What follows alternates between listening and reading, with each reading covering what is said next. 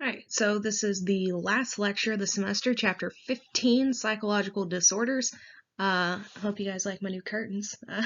We had to put them up during the ice storm so our bedroom wouldn't be horribly cold.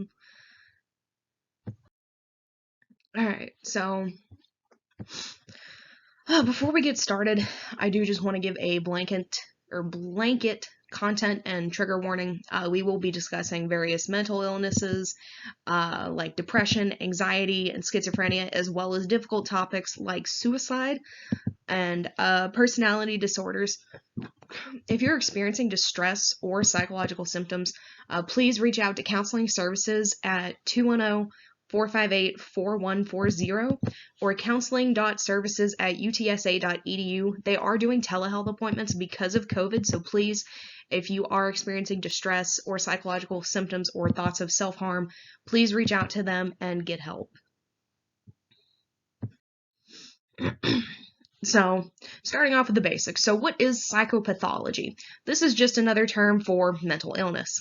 What distinguishes, psychological abnormality and normal? In other words, what differentiates between those with mental illnesses and those who are neurotypical? Or a different way you could phrase it is what separates those who are neurodivergent from those who are neurotypical. A quick note I do want to make is referring to the lack of mental illness or mental disorder as normal has somewhat come under fire recently. It's becoming more common to refer to this as neurotypical instead of quote-unquote normal. So I do try to do my best to kind of adjust for that. So the term mental illness does not lend itself to a black and white, clear-cut, either you have it or you don't. Instead, psychologists and psychiatrists alike have proposed certain criteria for what exactly is a mental illness and what criteria determines neurodivergence. And we're going to be going over 5 of them. So, as with anything in psychology, each has its own merits and each has its own issues. So the first is statistical rarity. So a lot of mental illnesses like schizophrenia are uncommon, but we can't rely purely on statistical rarity because not all infrequent conditions like extreme creativity are pathological or indicate neurodivergence. And many mental illnesses like depression and anxiety are extremely common. In fact, I'd be willing to bet each of you knows at least one person with anxiety or depression, or maybe both. The second is subjective distress. So most mental disorders produce emotional pain for those who are affected by them, but not everyone. For example, during manic episodes of bipolar disorder, individuals can feel better than normal. They can feel like they're on a high. Third is impairment. While most mental disorders interfere with people's ability to function in everyday life, the presence of impairment by itself does not define a mental illness because some conditions like laziness can produce impairment but aren't mental disorders. Fourth is societal disapproval. So Thomas Sayes, it's spelled S-Z-A-S-Z, said that mental illness was a myth and that mental disorders were simply conditions that society didn't like. He was right, but he was also wrong. He was correct in that society as a whole does hold negative attitudes towards the mentally ill, and these attitudes are typically deep-seated and widespread. And he was right that societal attitudes do shape our views of what constitutes abnormal or normal. For example, hysteria was a common diagnosis among women for centuries. Another example is how, until the 70s, homosexuality was considered a mental illness. And this became rejected more and more as society began to reject the idea that homosexuality was pathological. However, Sayes was wrong in that all disapproved conditions are mental illnesses. For example, racism is widely condemned, but it's not considered a mental illness. And fifth, we have biological dysfunction. So many mental illnesses probably result from malfunctions in biological systems. For example, schizophrenia is normally marked by underactivity in the frontal lobes, but some mental disorders, like very specific phobias, appear to be acquired mostly through experiences and only require a weak genetic disposition in order to acquire them. In fact, it's not likely that only one criterion marks all mental illnesses, and this is why some have argued for a family resemblance view of mental disorders, in which mental disorders don't all have one thing in common, just like brothers and sisters in a family look similar, but don't all have the same faces, eyes, ears, etc. Mental disorders share a loose set of features, including statistical rarity, subjective distress, impairment, societal disapproval, and biological dysfunction, as well as need for treatment, irrationality, and loss of control over one's behavior. Throughout history, people have recognized certain behaviors as abnormal, but explanations and treatments for these behaviors have varied greatly over the course of history. So during the Middle Ages, a lot of people in Europe and later in America would look at mental illness through the demonic model, in which having odd or behaving weird, hearing voices, or talking to yourself was attributed to evil spirits infesting the body. Since weird beliefs often lead to weird treatments, the treatments for these demonic conditions included exorcisms. Yes, you heard me correctly. Exorcisms. However, as the Middle Ages gave way to the Renaissance, the views of mental illness began to shift.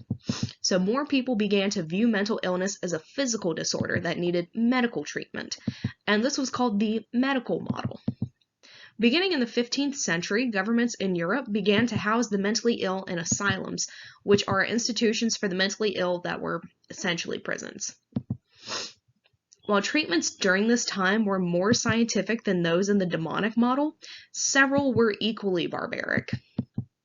These included bloodletting, which was the release of excess blood, which they believed caused mental illness, and scarring patients to cure them, which included throwing them in a pit of snakes. Ugh. And this is why snake pit is used as a synonym for asylum. Fun fact. Not surprisingly, a lot of people deteriorated or died during this time period. And while these treatments might sound ridiculous, as I've mentioned before, science is only as good as the time period in which it's conducted. Thanks to the efforts by Philip Pinel and Dorothea Dix, there was a shift toward treating mental patients with dignity, kindness, and respect, and this became known as the moral treatment. Before this, patients in asylums were often bound by chains, and after this, they were permitted to walk the halls, get fresh air, and freely interact with staff and other patients. However, effective treatments were still virtually non-existent. And I do want to note here that there is a large area of treatment that doesn't really neatly fall into one of these categories. For centuries, people would drill holes into someone's skull to release evil spirits. Moniz took this idea and applied it to mental illness. Beginning in the 1930s, lobotomies were being conducted on the mentally ill, especially with those with obsessive-compulsive disorders. It made its way to the U.S. around the same time, and Walter Freeman took the idea and ran with it, becoming a major proponent of lobotomies. For those unaware, lobotomies involved a sharpened tool, typically an ice pick, being driven into the frontal lobe of mental patients. The main side effects of this were lack of inhibition, lack of empathy, and inability to function on their own. Recall from Chapter 3 how frontal lobes are responsible for our higher level functioning, like reasoning and controlling impulses. Without this ability, it would make sense that people would have some difficulty functioning or have impaired functioning. Of course, if you stab anything, it's not going to work the same as it did before you stabbed it. It is also important to note that the last recorded lobotomy was in 1967, which, one, demonstrates how far psychology has come as a field, but two, also demonstrates how recent this was. This wasn't like in the 1800s. This was pretty recent.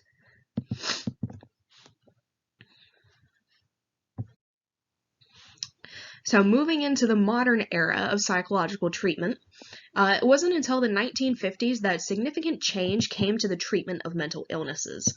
This was when psychiatrists began importing chlorpromazine, which is commonly known by its brand name, Thorazine, into mental hospitals.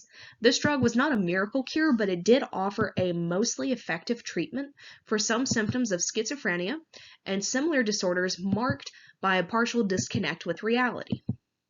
Many patients with these conditions became able to function independently, and some returned to their families and jobs.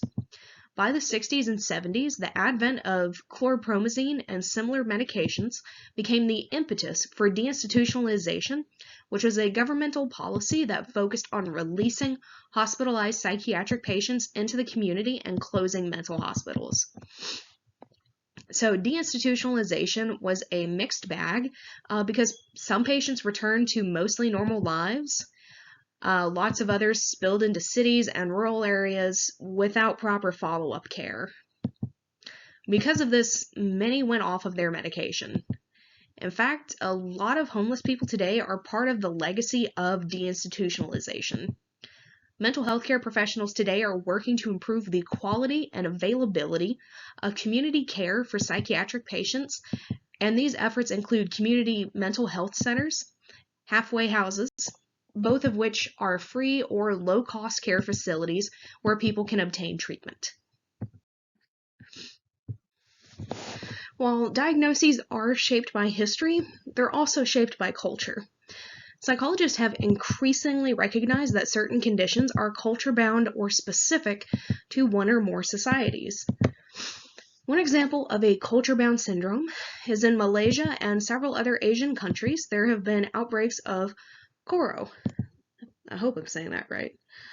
The male victims of Koro typically believe their penis and testicles are disappearing and receding into their abdomen, and the female victims believe their breasts are disappearing.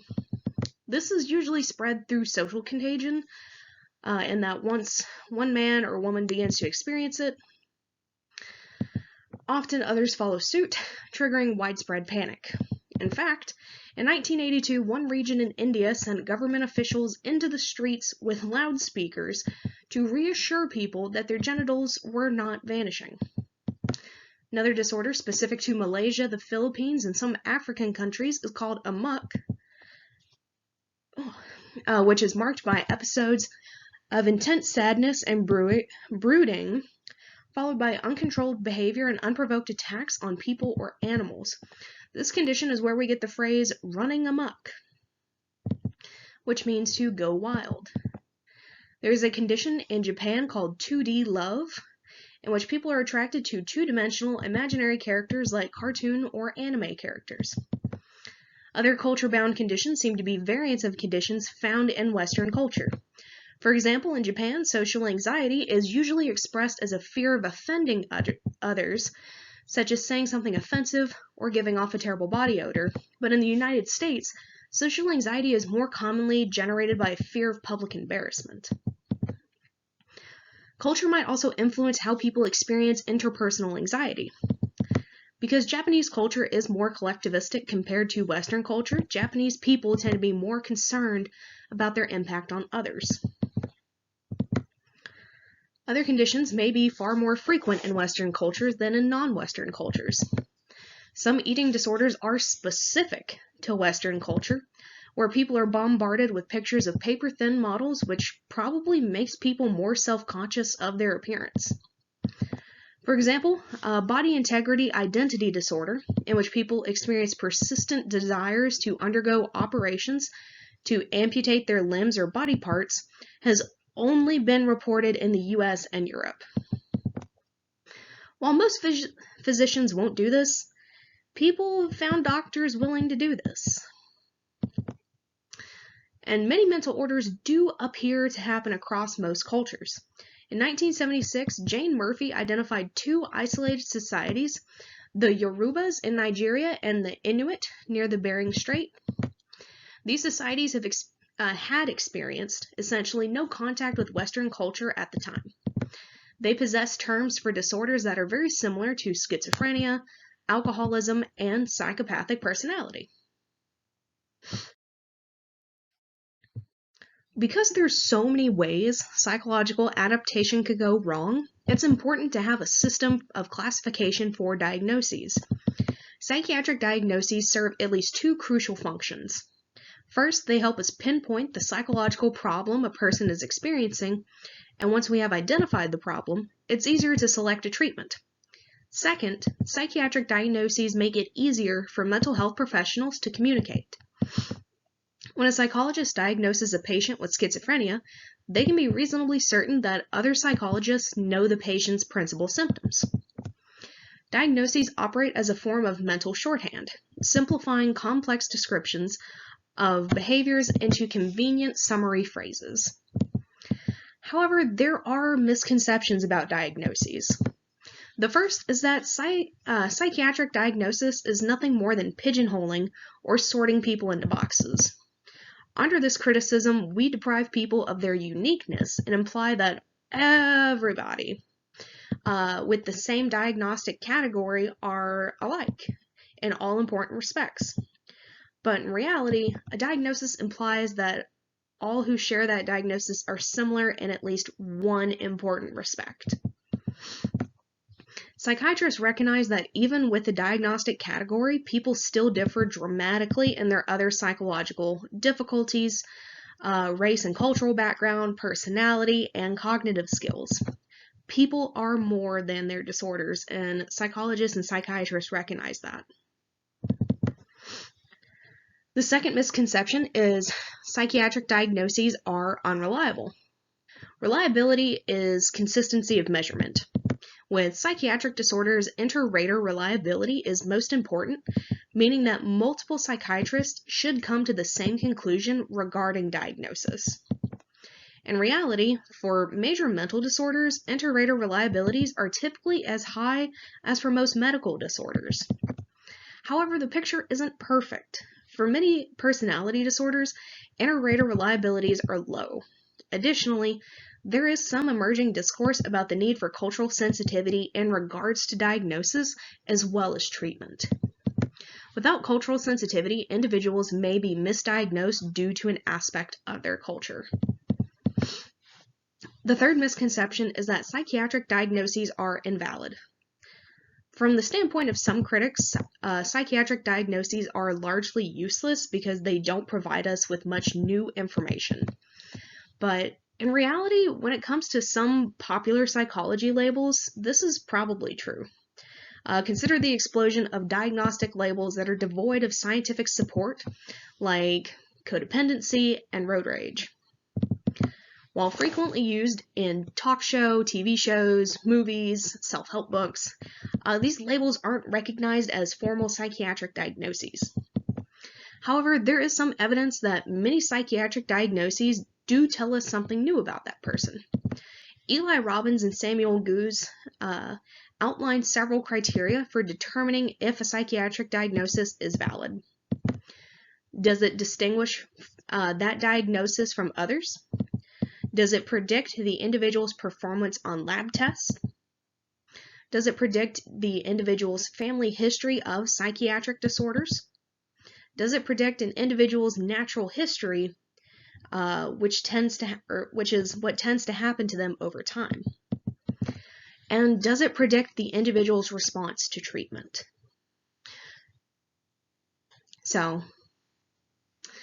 And the fourth misconception is diagnoses stigmatize people. According to labeling theorists, diagnoses exert powerful negative effects on people's perceptions and behaviors. Labeling theorists argue that once someone diagnoses us, others will look at us differently. And this different treatment will lead us to act in bizarre ways. But in reality, it is true that there is still some stigma attached to psychiatric diagnoses like schizophrenia. However, the negative effects of labels last only so long. There isn't much evidence that most psychiatric diagnoses themselves generate long-term negative effects. Additionally, there is anecdotal evidence that for some, receiving a diagnosis answers a lot of questions the patient had and helps them make sense of some of their behaviors.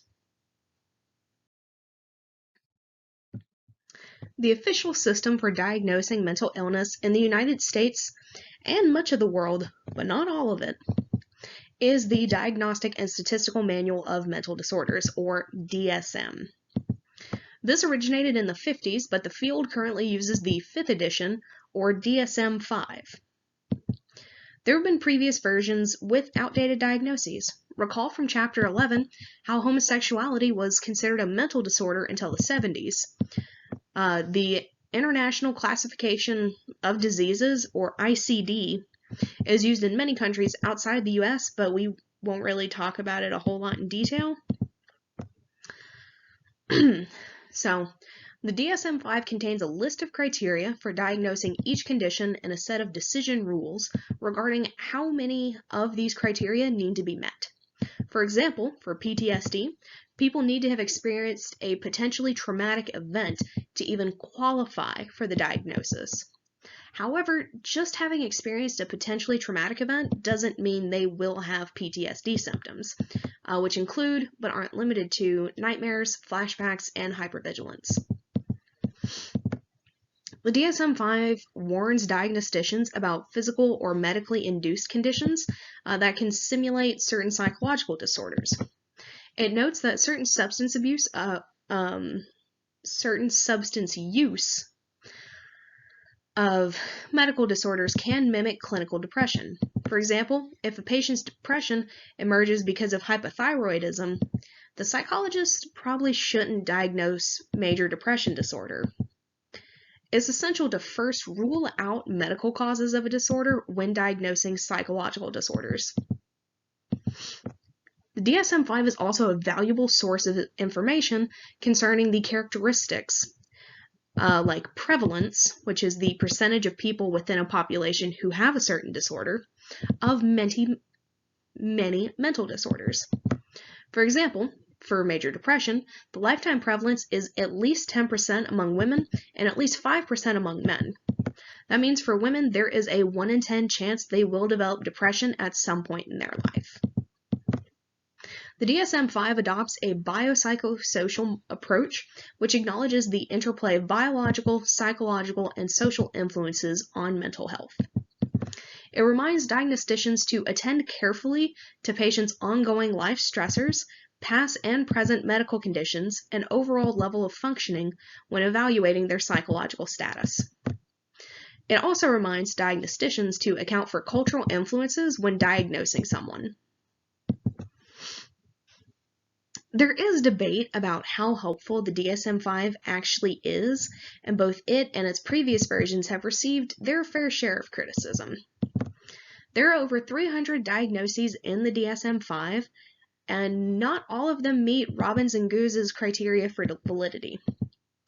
While many diagnostic criteria and decision rules in the DSM-5 are based primarily on scientific findings, some are based on subjective committee decisions.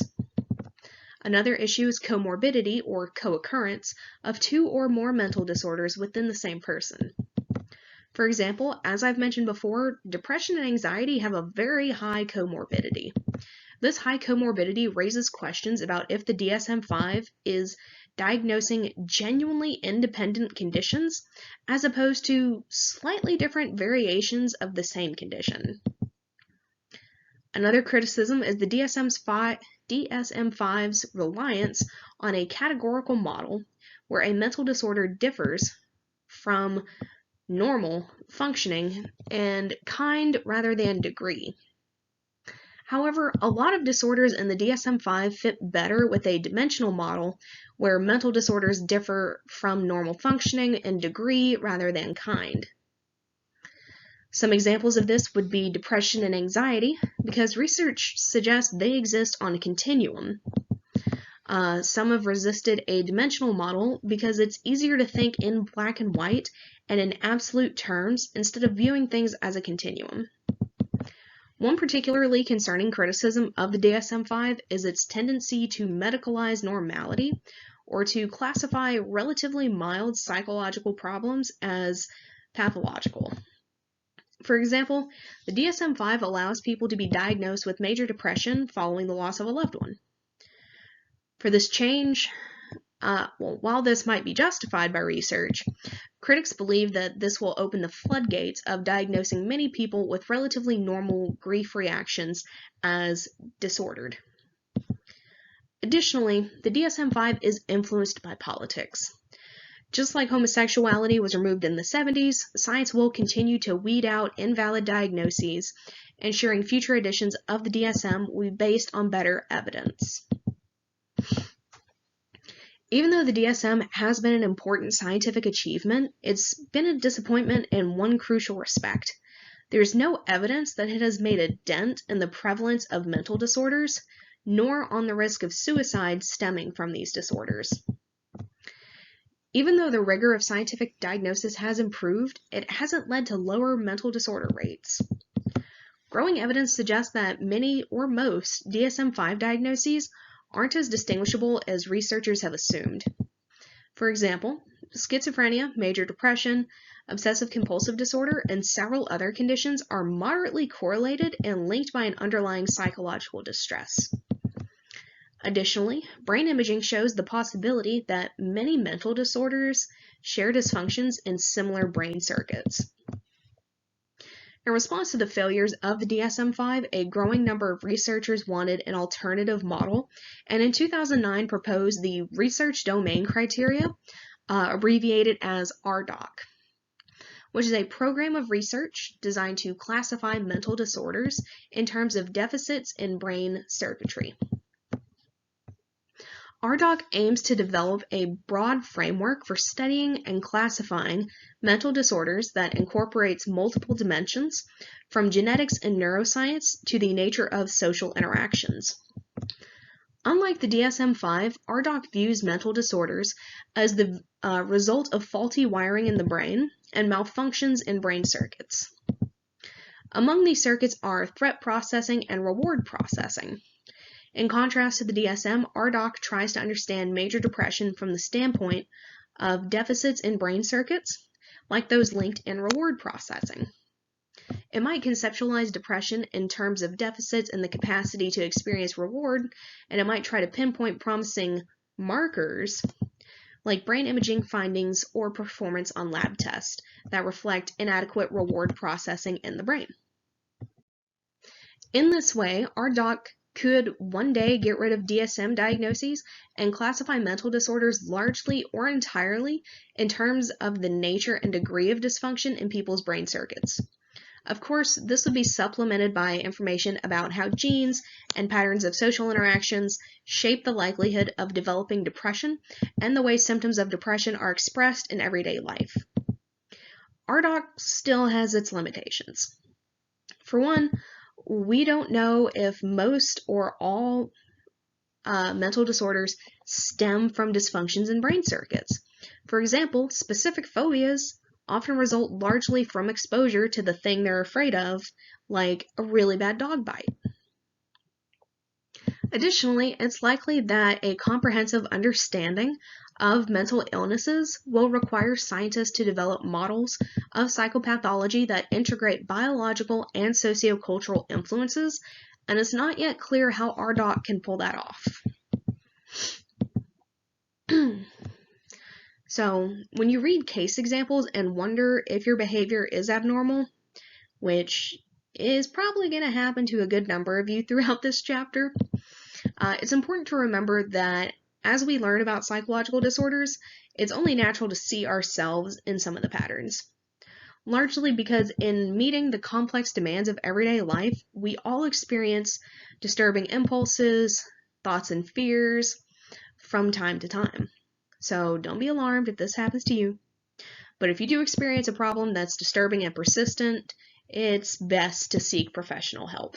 So please refer back to the second slide and that has the contact information for counseling services. So please, if you need help, reach out to counseling services. So psychological issues can make people at risk for legal issues. Your textbook mentions the Aurora and Sandy Hook shootings and how this raised the question of how mental illness relates to violence. Throughout this section, I will be pulling from an article that I will post on Blackboard by Metzel et al. And it was published in the American Journal of Public Health. So most of the prominent myths in psychology is that the mentally ill are at greater risk for violence, but the opposite's actually true. Mentally ill people are actually more likely to be the victims of violence and not the perpetrators. This misconception has been perpetuated by popular TV shows that like to display criminals or killers with mental illnesses. In fact, while only a small percentage of mentally ill people commit violent acts, about 75% of televised characters with mental illnesses are violent. However, there's a very small kernel of truth to this misconception. Those with mental illness that believe they're being persecuted or those abusing drugs are at an increased risk for violence. So, we're all familiar with criminal commitment or sending someone to jail, but there's another way for committing individuals against their will known as involuntary commitment, which is placing people with mental illnesses in a psychiatric hospital or other facility based on their potential to themselves or others or their inability to care for themselves. Most states specify that individuals can only be committed against their will. 1, they pose a clear and present threat to themselves or others, or 2, they are so psychologically impaired that they can't care for themselves. And this raises some difficult ethical questions. Advocates believe that the government has the right to assume the role of a parent over those with mental illness who are dangerous and don't possess sufficient insight to appreciate the impact of their actions. However, critics believe that by involuntarily institutionalizing people who haven't committed crimes, the government is depriving them of their civil liberties. They also point to research demonstrating that mental health professionals typically do a poor job of forecasting violence, often predicting that patients will commit violence when they won't. For example, African American patients are more likely to be misclassified as potentially violent. So that brings us to the insanity defense. So the insanity defense is a legal defense proposing that people shouldn't be held legally responsible for their actions if they weren't of sound mind when committing them. So, and there are several myths surrounding this as well. So the first is that insanity is a psychiatric term, when in reality, insanity is purely a legal term that refers only to if the person was responsible for the crime. It does not refer to the nature of their psychiatric disorder. The second myth is the determination of insanity rests on a careful evaluation of the person's current mental state. But in reality, the determination of insanity rests on a determination of the person's mental state at the time of the crime. The third myth is that the insanity defense requires a judgment of the defendant's incompetence to stand trial. But in reality, competence to stand trial bears on the defendant's ability to assist in their own defense. We all know the phrase, "I plead the Fifth." The Fifth Amendment prevents people from incriminating themselves. If you wouldn't be an asset to your own defense, they won't have you be in your defense because you can't incriminate yourself.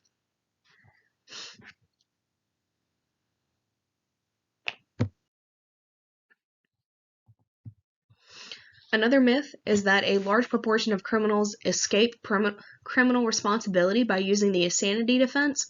And there is a typo in my table that shouldn't be especial, that should be escape. But in reality, the insanity defense is raised in only about 1% of criminal trials and is successful only about a quarter of the time. Another myth is that most people acquitted on the basis of an insanity defense quickly go free. But in reality, the average insanity acquittee spends close to 3 years in a psychiatric hospital, often longer than the length of the criminal sentence for the same crime. And lastly, most people who use the insanity defense are faking a mental illness. But the rate of faking a mental illness among insanity defendants appears to be low. Fortunately, most everyday anxieties don't last long or feel particularly uncomfortable. In fact, anxiety in small doses can be adaptive because it can permit a lightning-quick response to danger, steer us away from harmful behaviors, and inspire us to solve festering problems. However, sometimes anxiety does spin out of control, becoming excessive and inappropriate, potentially even life-threatening. Anxiety disorders are among the most prevalent of all mental disorders, with 32% of people meeting the clinical diagnostic criteria for one or more anxiety disorders during their lifetime. The average age of onset for anxiety disorders is 11, but people can develop anxiety disorders at any point in their lives.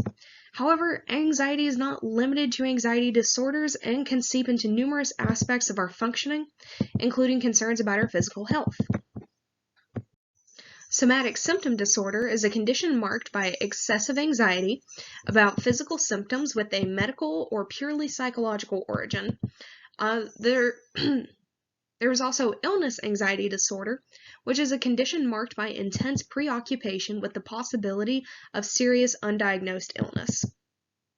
This is similar to what was once called hypochondriasis, which is where we get the term hypochondriac. And despite repeated medical reassurance and physical examination, they may insist that their mild aches, pains, and twinges are signs of serious disease like cancer, AIDS, or heart disease. So, we get caught up in worry from time to time, but for the 2 to 3% of people that have generalized anxiety disorder, worrying is just a way of life. Generalized anxiety disorder is characterized by continual feelings of worry, anxiety, physical tension, and irritability across many areas of life functioning. Those with generalized anxiety disorder spend about 60% of each day worrying, compared to the 18% in the general population. They tend to think anxious thoughts, feel irritable and on edge, have trouble sleeping, and experience considerable bodily tension and fatigue. Those with generalized anxiety disorder are more likely to be female than male and prone to self-medication with drugs and alcohol. Generalized anxiety disorder might be the disorder out of which other anxiety disorders arise, like specific phobias or obsessive-compulsive disorder. So, then there's also panic attacks. So panic attacks are brief, intense episodes of extreme fear characterized by sweating, dizziness, lightheadedness, racing heartbeat, and feelings of impending death or going crazy. Panic attacks can be rare or they can occur on a daily basis for weeks, months, or even years. Those that experience these attacks repeatedly and unexpectedly are diagnosed with panic disorder, when they either experience persistent concerns about panicking or change their behavior to avoid future attacks. Panic attacks typically peak in about 10 minutes, and because people experiencing their initial panic attack think they're having a heart attack, many go to the emergency room. I actually know a guy that had a panic attack that was so bad, he thought he was having a heart attack, and so he went to the emergency room.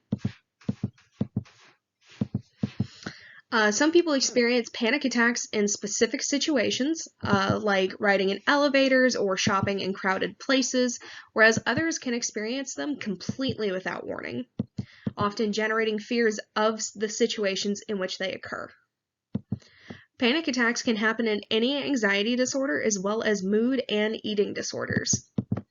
Panic disorder often develops in late adolescence and early adulthood and is associated with history of fears of separation from a parent in childhood. However, it's unclear if this fear of separation predisposes people to develop panic disorders, or if such fears are just an early reflection of the same underlying condition that develops into panic disorder. Another type of anxiety-related disorder is phobias. So a phobia is an intense fear of an object or situation that's greatly out of proportion to its actual threat. As I've mentioned before, some of the most common fears do have an evolutionary purpose. For example, a fear of snakes and a fear of spiders are evolutionarily adaptive because before the invention of antivenom, bites from those things would usually kill us. So, additionally, a fear of heights can be adaptive because, if we're too high up, we fall. Not great for us either. However, while these are common fears, in most people, they're not intense enough to meet the diagnostic criteria of a phobia. To meet the diagnostic criteria, a phobia must restrict our lives, create considerable distress, or both. Additionally, once a fear becomes a phobia, its evolutionary benefit is diminished. For example, if someone is afraid of snakes and won't leave their house because they're so afraid, then it would be a phobia. Phobias are the most common anxiety disorders, and one of the most common phobias is agoraphobia. So, agoraphobia is the fear of being in a place or situation from which escape is difficult or embarrassing, or in which help is unavailable in the event of a panic attack. This affects about 1 in 20 people, typically emerges in the mid-teens, and is often a direct outgrowth of panic disorder.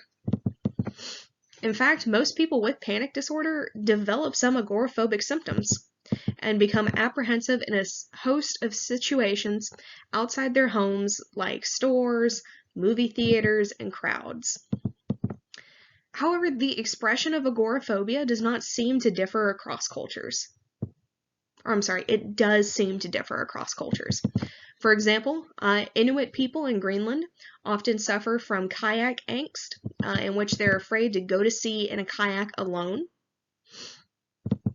In some cases, agoraphobia can reach extreme proportions. There was a case where a woman had not left her home in 25 years. Yes, 25. And then we also have specific phobias and social anxiety disorders.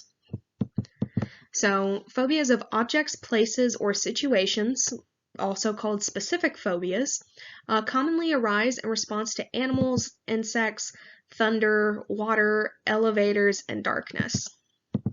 Many of these fears, especially of animals, are widespread in childhood, but typically go away as people age. In fact, survey data tells us that most adults are the most afraid of public speaking. And this is where social anxiety disorder comes into play. So social anxiety disorder is the intense fear of negative evaluation in social situations.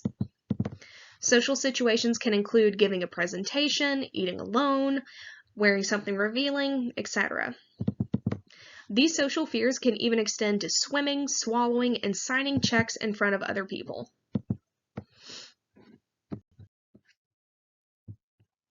So before we start this section, I do just want to provide, again, blanket content warning, because I will be mentioning some potentially traumatic events. And also just a basic trigger warning, like, we're going to be talking about some potentially traumatic stuff, so if something traumatic has happened to you, just proceed with caution. Again, take breaks as needed, take care of yourself first. And if you're feeling severely distressed, again, please seek help from counseling services. So, while PTSD or post-traumatic stress disorder and OCD or obsessive compulsive disorder aren't technically anxiety disorders, they are both associated with significant levels of anxiety.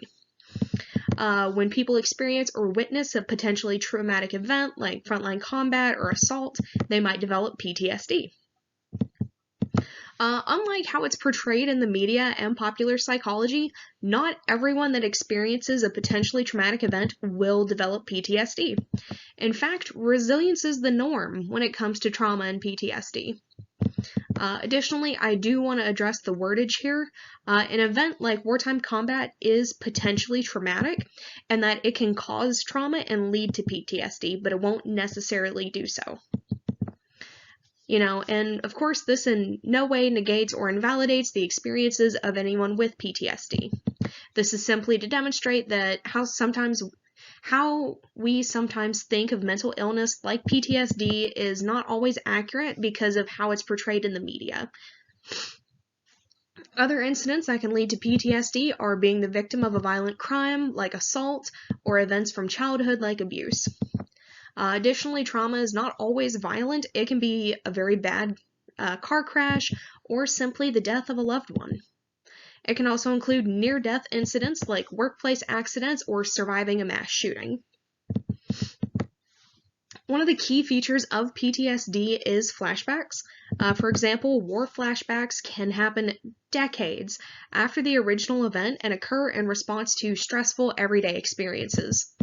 Other symptoms include efforts to avoid thoughts, feelings, places, objects, and conversations that remind the person of the event, recurrent nightmares about the trauma, and increased arousal that's reflected in difficulty sleeping and startling easily. Reminders of the trauma can also lead to panic attacks.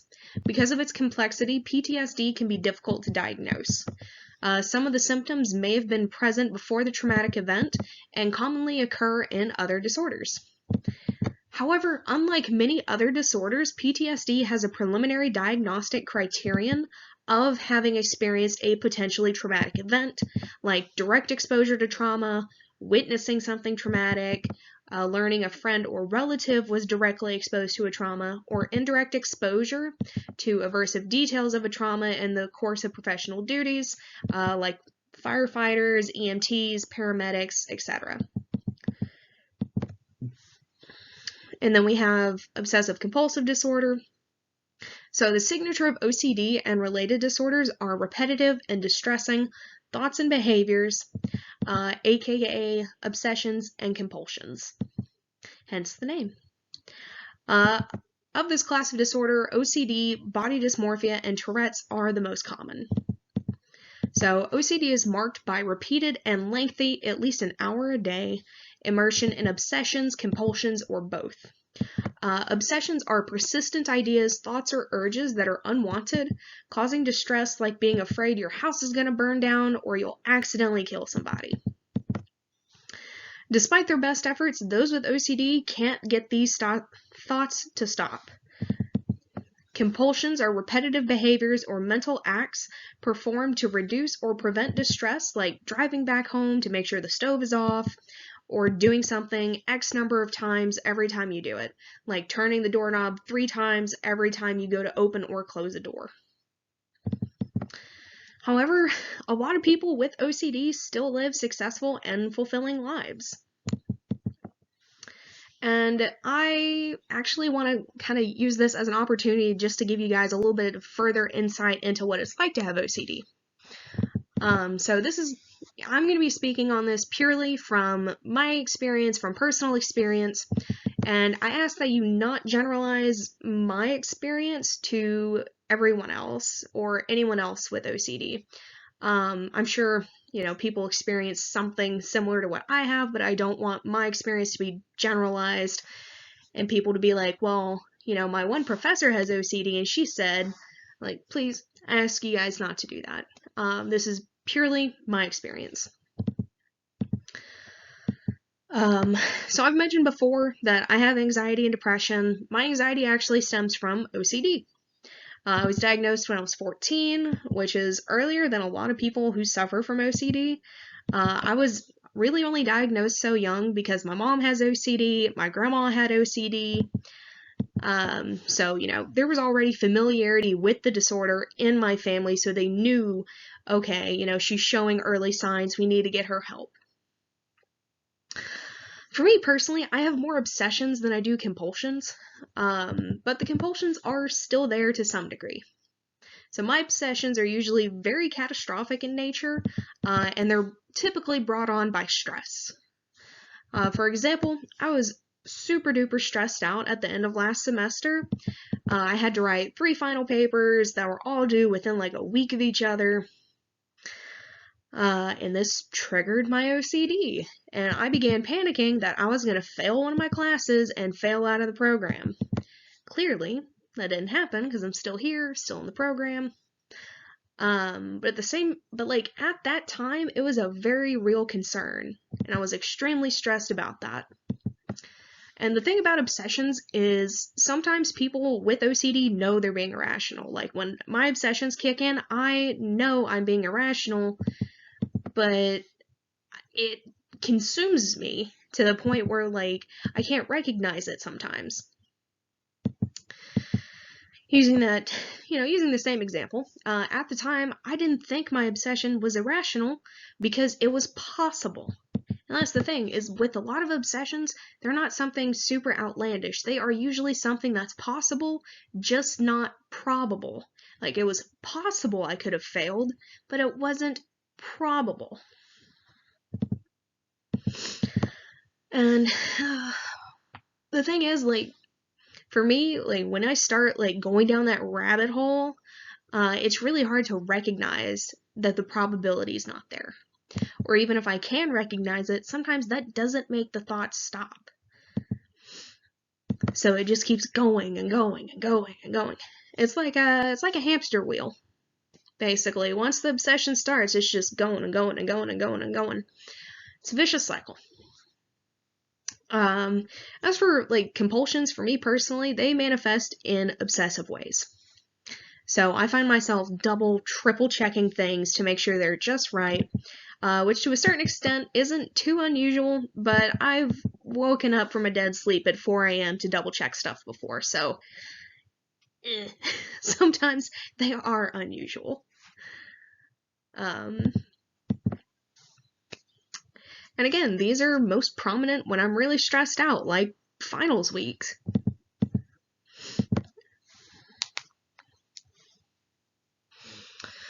And then we have body dysmorphic disorder. So this is another disorder similar to OCD, which is marked by people becoming preoccupied with imagined or slight defects in their appearance, like lips that are too thin, ears that are too big. In fact, most people that suffer from body dysmorphic disorder also suffer from OCD.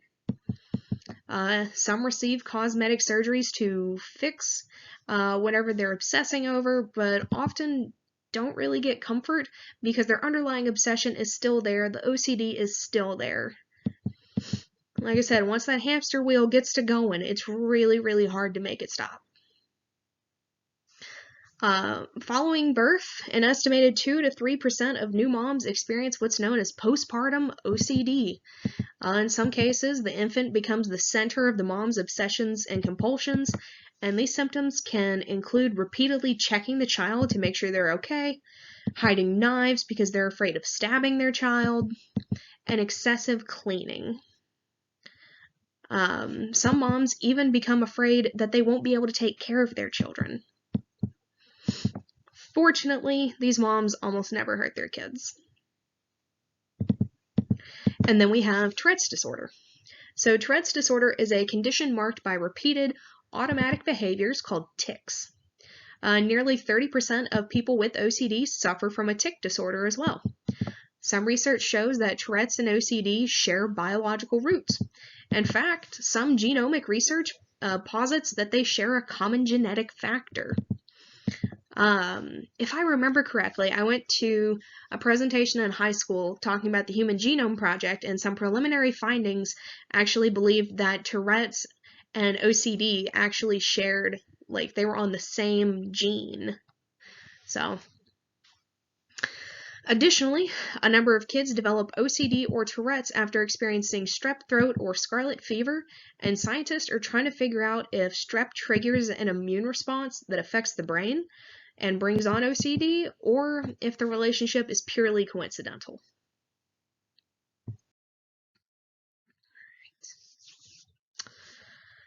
So, as many other things, people have brought forth learning models to try and explain anxiety disorders. So, according to learning theorists, fears are learned. The Little Albert study demonstrated this. Operant conditioning offers another account of how fears are maintained. If someone who is socially awkward repeatedly experiences rejection when they ask someone to go to the movies, they may become shy around them, and if the pattern continues, they might develop social anxiety disorder. The avoidance provides negative reinforcement because it allows them to escape the unpleasant consequences of social interaction. And this sense of relief perpetuates their avoidance and ultimately their anxiety. Again, it's a vicious cycle. Learning theorists believe that fears can arise in one of two ways. So one, we can acquire fears by observing others engaging in fearful behaviors, and two, fears can stem from information or misinformation from others.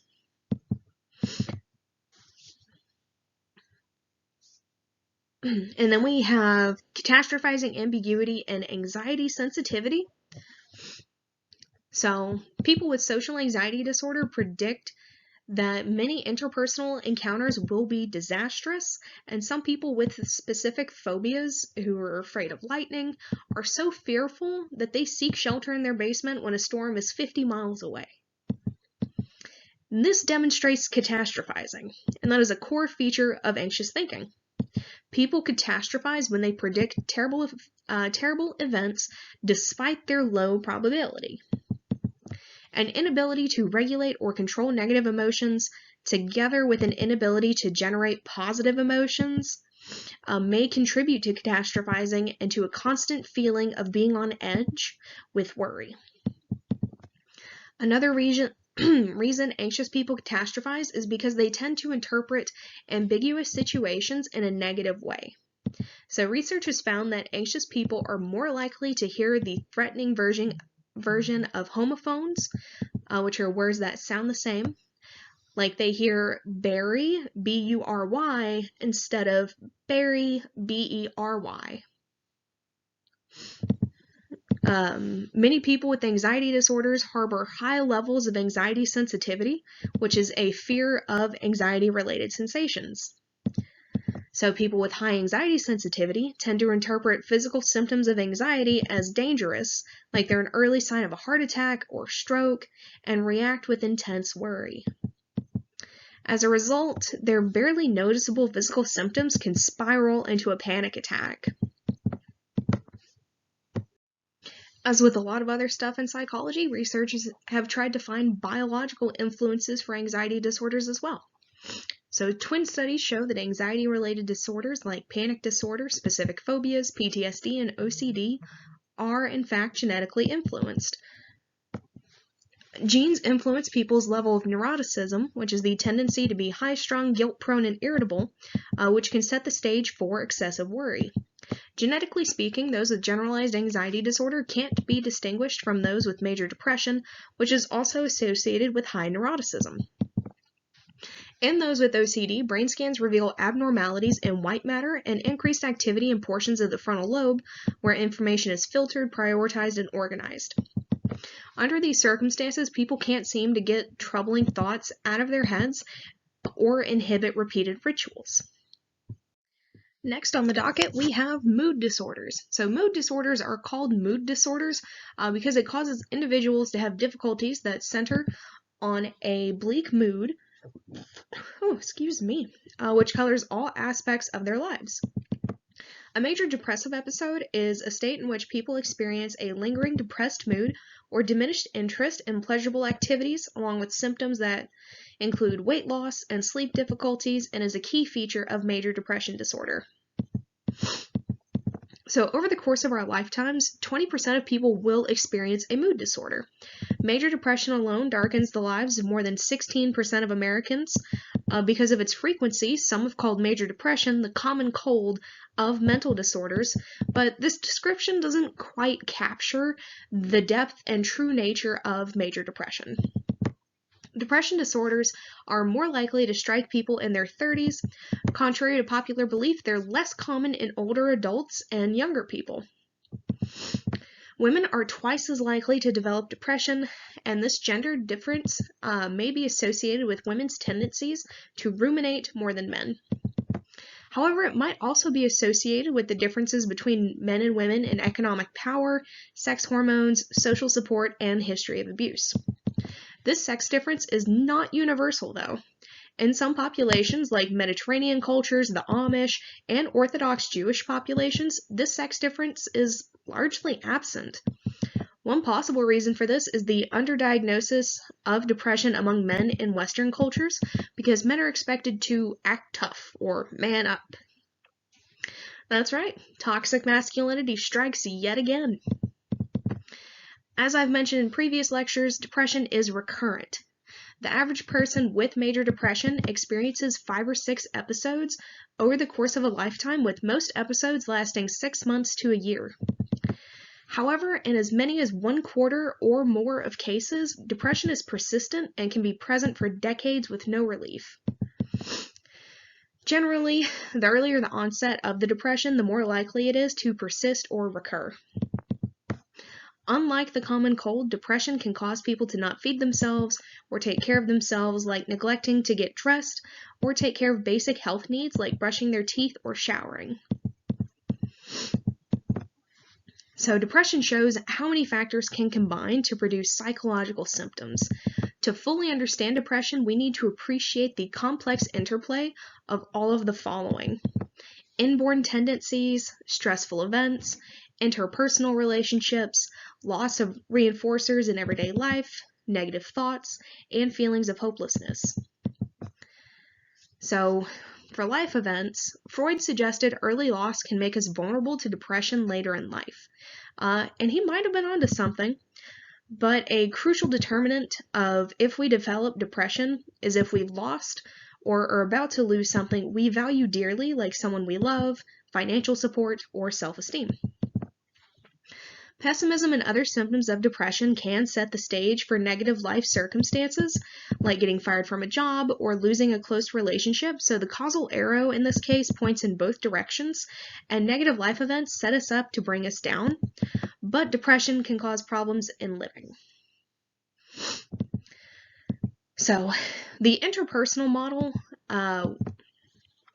comes from James Coyne, who hypothesized that depression creates interpersonal problems, and when people become depressed, they seek excessive reassurance, which then makes others dislike or reject them. Coyne found that participants were more rejecting of people with depression and expressed less interest in interacting with them in the future. Coyne believed depression was a vicious cycle, and that people with depression often elicit hostility and rejection from others, which in turn maintains or worsens their depression. Many, but not all, studies have replicated Coyne's findings.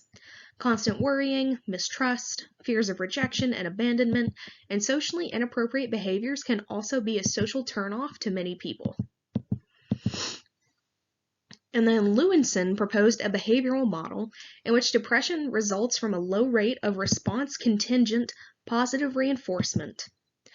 When people with depression try new things and receive no payoff, they eventually give up. They stop participating in many pleasurable activities, affording them little opportunity to obtain reinforcement from others. Over time, their personal and social world shrink as depression seeps into virtually all aspects of their lives. Lewinson observed that some people with depression lack social skills, making it harder for them to obtain reinforcement from people they value. If others respond to individuals with depression with sympathy and concern, they may reinforce and maintain their withdrawal. And this view implies a straightforward recipe for breaking out of depression: pushing ourselves to engage in pleasant activities. Beck proposed a very influential cognitive model of depression that believes that depression is caused by negative beliefs and expectations. Beck focused on the cognitive triad, which consists of 3 aspects of depressed thinking: negative views of oneself, the world, and the future. These habitual thought patterns, called negative schemas, presumably originate in early experience of loss, failure, and rejection. Activated by stressful events in later life, these schemas reinforce the negative experiences of people with depression. A depressed person's view of the world is bleak because they put a decidedly negative spin on their experiences, and they are based to recall negative events. They also suffer from cognitive distortions, which are skewed ways of thinking. It's almost like people with depression are wearing glasses that filter out positive experiences in life and bring all of life's negative experiences into sharper focus. Inaccurate perceptions may lead to depression, and depressed feelings may contribute to inaccurate perceptions, bringing about a downward spiral of negativity. There's considerable support for Beck's idea that people with depression hold negative views of themselves, the future, and the world, but the evidence for the role of cognitive distortions in non-hospitalized or not seriously depressed individuals isn't as strong. In fact, a review of research suggests that compared with slightly more accurate views of circumstances, a phenomenon called depressive realism.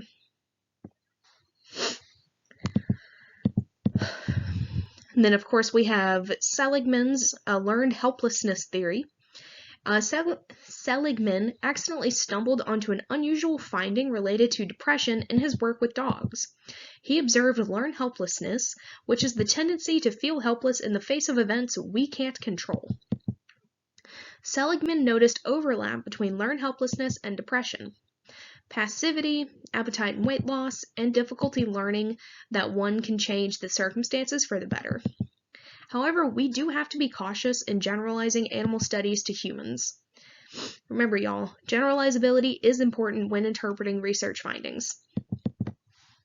Additionally, Seligman's model can't account for all aspects of depression.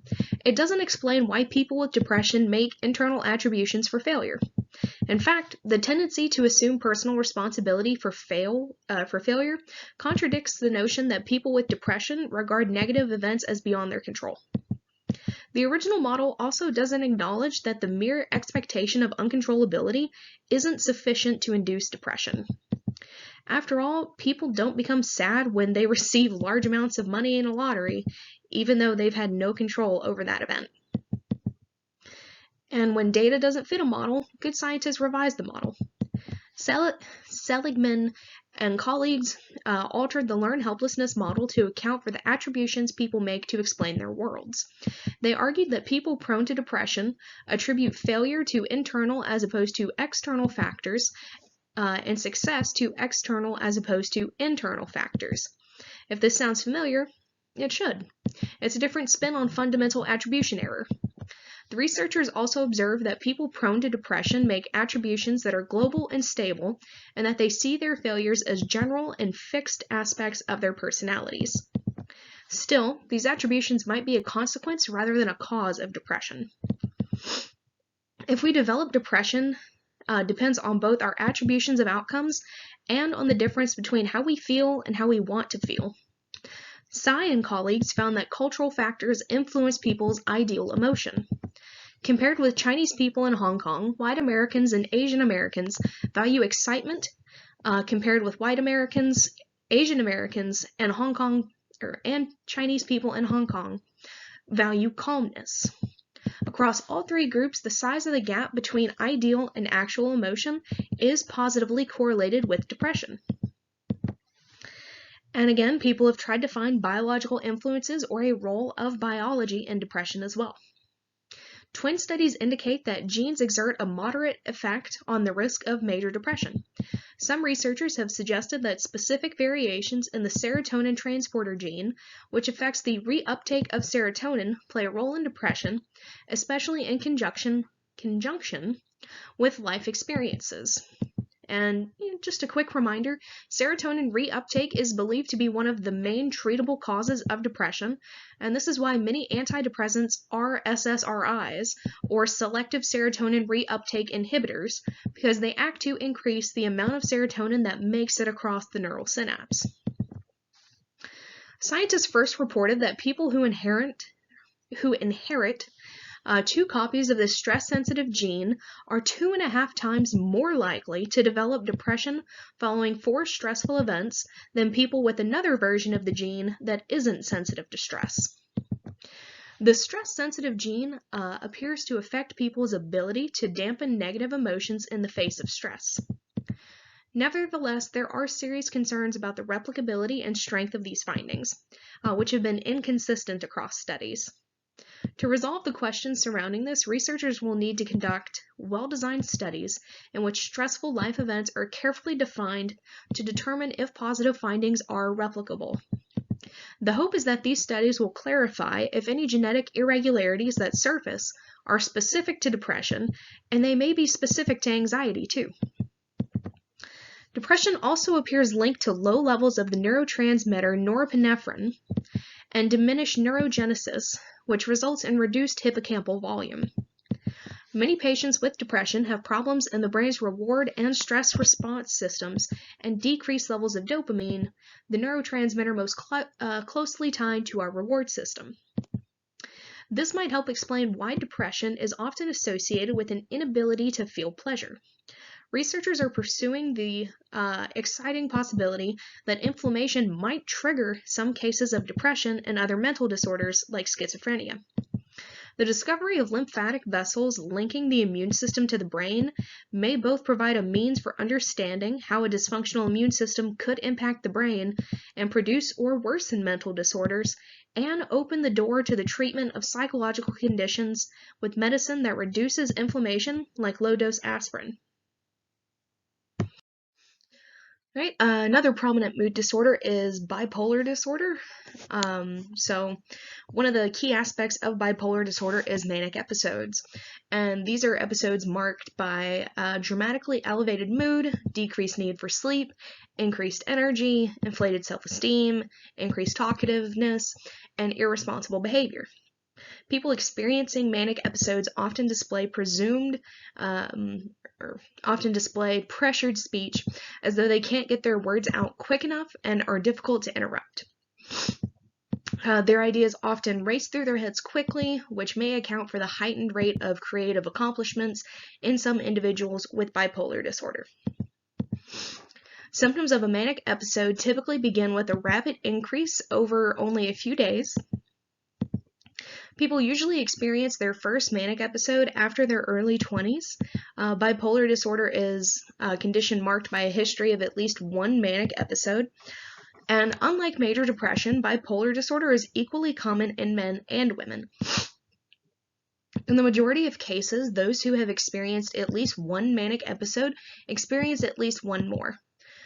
Some have episodes separated by many years, and then have a series of episodes with one rapidly following another. More than half of the time, a major depressive episode precedes or follows a manic episode. Manic episodes often produce serious problems in social and occupational functioning, and those in the middle of a manic episode frequently go on uncontrolled spending sprees because judgment during a manic episode is impaired. Bipolar disorder is one of the most genetically influenced mental disorders. Twin studies suggest that its heritability ranges from about 60 to 85%. Many genes appear to be the culprits in increasing the risk of bipolar disorder, and there's at least some genetic overlap between psychotic symptoms in bipolar disorder and schizophrenia. Brain imaging studies suggest that people with bipolar disorder experience increased activity in structures related to emotion, including the amygdala, and decreased activity in gray matter in areas associated with planning, like the prefrontal cortex.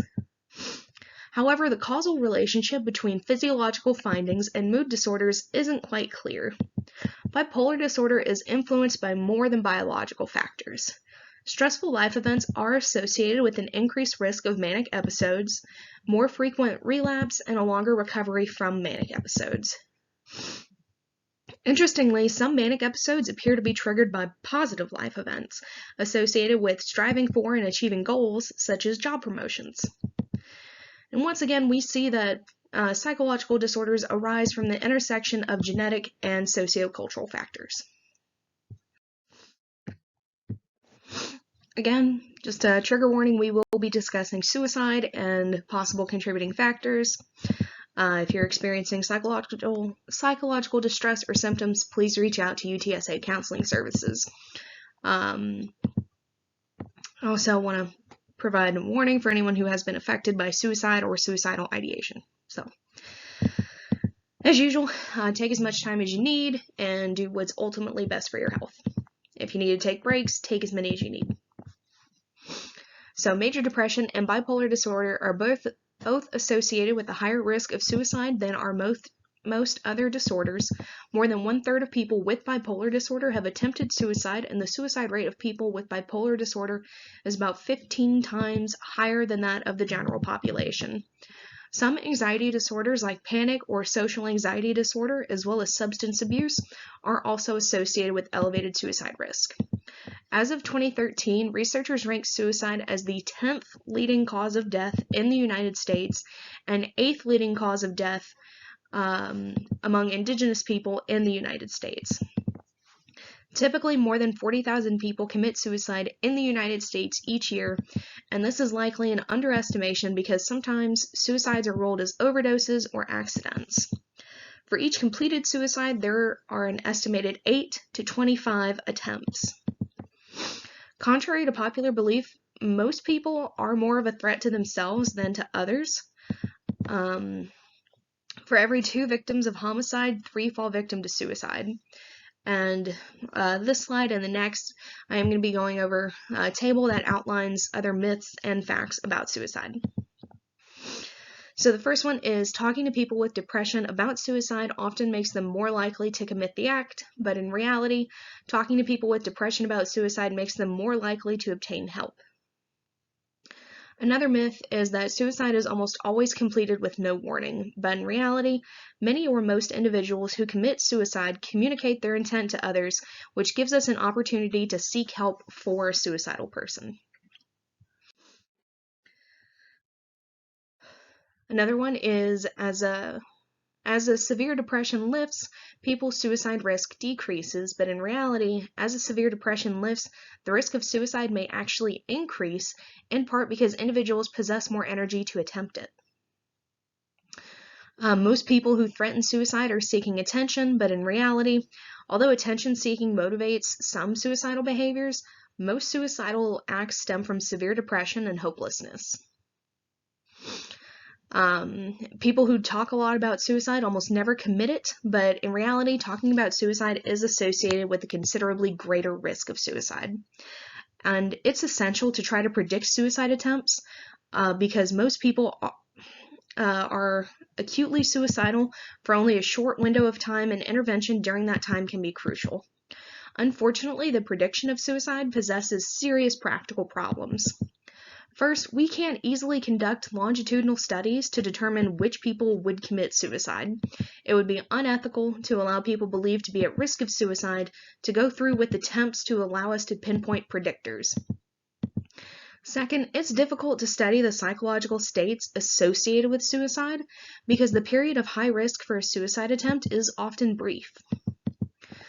Third, the low prevalence of suicide makes predicting it difficult. Most estimates put the rate of completed suicide at 12 or 13 out of 100,000 people in the general population. Fortunately, research has taught us a great deal about risk factors for suicide. The single best predictor of a suicide is a previous attempt because 30 to 40% of all people who kill themselves have made at least one prior attempt. With increased number of attempts comes a greater likelihood of an eventual successful suicide attempt. About 3 times as many men as women commit suicide, but nearly 3 times as many women try it. Recent research suggests that psych ache, or agonizing psychological pain, is one of the best predictors of suicide attempts. Intense agitation is also a powerful predictor of suicide risk. Major suicide risk factors include depression, hopelessness, intense agitation, substance abuse, schizophrenia, homosexuality, and this one is most likely due to social stigma and discrimination, unemployment, chronic, painful, or disfiguring physical illness, recent loss of a loved one, including divorce, separation, or widowing, family history of suicide, personality disorders like borderline personality disorder, anxiety disorders like panic or social anxiety disorder, old age, especially in men, recent discharge from a hospital. And if you know anyone who's recently experienced any of these risk factors, make sure to check up on them.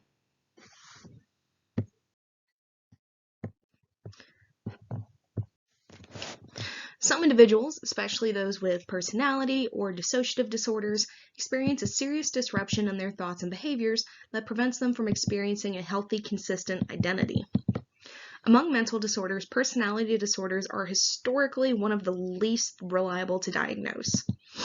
This is because clinicians sometimes disagree about if a given patient exhibits certain personality disturbances like excessive impulsivity or identity problems. Personality disorder is a condition in which personality traits, appearing first in adolescence, are inflexible, stable, expressed in a wide variety of situations, and lead to distress or impairment. More so than other conditions we have discussed, whether or not we view someone with a personality disorder as abnormal or normal depends on situational or cultural context in which their behavior occurs. The suspiciousness of a person with paranoid personality disorder may be disruptive in an office setting, but beneficial as a private investigator.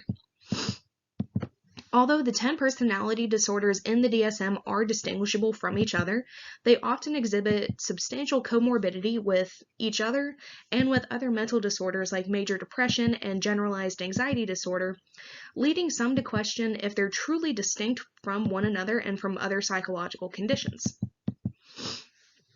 So first we have borderline personality disorder. So two of the more prominent people that have this disorder, or had, were Van Gogh and Pete Davidson. Borderline personality disorder is a condition marked by extreme instability in mood, identity, and impulse control. Some estimates are that between 2 and 6% of people, especially women, develop this disorder. Those with borderline personality disorder tend to be extremely impulsive and unpredictable, although many are married and hold down jobs. Their interests and life goals frequently shift dramatically. Their relationships and friendships frequently alternate from extremes of worshiping somebody one day and hating them the next. Some scholars have described borderline personality disorder as stable instability. The name borderline personality disorder is based on the now outmoded belief that this disorder is between psychotic and neurotic. But Marcia Linen has argued that a better name would be emotional dysregulation disorder. So borderline personality symptoms have an impulsive and self-destructive quality and often include drug abuse, sexual promiscuity, overeating, and self-harm. People with this condition may threaten to even attempt suicide to manipulate others, reflecting the chaotic nature of their relationships. Because many experience intense feelings of abandonment, extreme loneliness, and feelings of emptiness when alone, they may jump frantically from one unhealthy relationship to another. Psychoanalyst Otto Kernberg traced the roots of borderline personality disorder to childhood problems with developing a sense of self and bonding emotionally with others. According to Kernberg, individuals with borderline personality disorder can't integrate differing perceptions of people, themselves included. And this difficulty supposedly arises from an inborn tendency to experience intense anger and from frustration from living with a cold, unempathetic mother. Kernberg argued that borderline individuals experience the world and themselves as unstable because they tend to split people and experiences into either all good or all bad. Although influential, Kernberg's model remains inadequately researched. According to Linen's sociobiological model, individuals with borderline personality disorder inherit a tendency to overreact to stress and experience lifelong difficulties with regulating their emotions. Twin studies suggest that borderline personality traits are substantially heritable. Difficulties in controlling emotions may be responsible for the rejection many individuals with borderline personality disorder encounter, as well as their excessive concerns about being validated, loved, and accepted. Selby and Joyner's emotional cascade model holds that intense rumination about negative events or emotional experiences may result in uncontrolled emotional cascades, which prompt self-harm. Although these impulsive and desperate actions succeed in providing brief distractions from rumination, they often fuel further bouts of rumination, creating a vicious cycle of problems with regulating emotion. For years, psychologists believed that borderline personality was a lifelong condition that never improved over time. However, data suggests that of treatment-seeking adults that meet the criteria for borderline personality disorder, only 7% still do a decade later.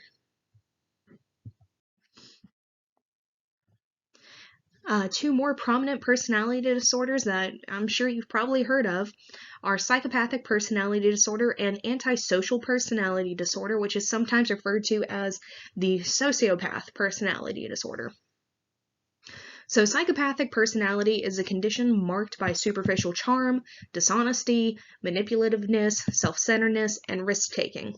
Statistically speaking, most of you have met someone with a psychopathic personality, who are commonly referred to as psychopaths or sociopaths. While psychopathic personality is not a formal psychological disorder and is not listed in the DSM-5, it does have considerable overlap with antisocial personality disorder, which is a condition marked by a lengthy history of irresponsible or illegal actions. In contrast to antisocial personality disorder, psychopathic personality is marked by a distinctive set of personality traits. So, when you hear the term psychopath, your mind likely goes to people like I have pictured here, like Ted Bundy, like John Wayne Gacy, that are violent, malicious, dangerous. However, while these men did have psychopathic personalities, being a psychopath does not make someone inherently violent. In fact, psychopaths are usually very successful in the realms of business and politics. In fact, one estimate from the Washington Post believes roughly 21% of CEOs have psychopathic personalities. And I will be posting that article for you guys, and then I also have the link here on the slide as well in the bottom left. So those with psychopathic personality, most of which are male, are guiltless, dishonest, manipulative, callous, and self-centered. Many with this condition have a history of conduct disorder marked by lying, cheating, and stealing in childhood and adolescence. Recently, increasing data suggests that many adults with psychopathic personality exhibited a distinctive constellation of personality traits as children, perhaps as early as when they were 5 or even as young as 3. This constellation of features, called callous unemotional traits, is characterized by emotional coldness, along with a lack of guilt and empathy. As you might imagine, children with these traits aren't exactly teachers' pets, and they often get into more than their fair share of trouble at school, not to mention at home. Growing evidence suggests that such children are at a heightened risk of psychopathic personality traits in adolescence and perhaps adulthood. At the same time, labeling children with callous emotional traits is scientifically and ethically controversial, especially because some of them grow out of it and don't develop psychopathic personalities. Because of the psychopathic individual's distinctly unpleasant personality traits, one might assume we'd all go out of our way to avoid individuals with this disorder, and we'd be better off if we did, but many of us seek out people with psychopathic personalities as friends and even romantic partners because they tend to be superficially charming, personable, and engaging. If these traits describe someone you know, don't panic. As I mentioned earlier, despite popular belief and extensive media portrayal, most people with psychopathic personalities are not physically aggressive and are not inherently violent. Nevertheless, they are at a somewhat higher risk for crime compared to the average person, and a handful, probably a few percent, are habitually violent. For example, notoriously, Ted Bundy, Jeffrey Dahmer, John Wayne Gacy.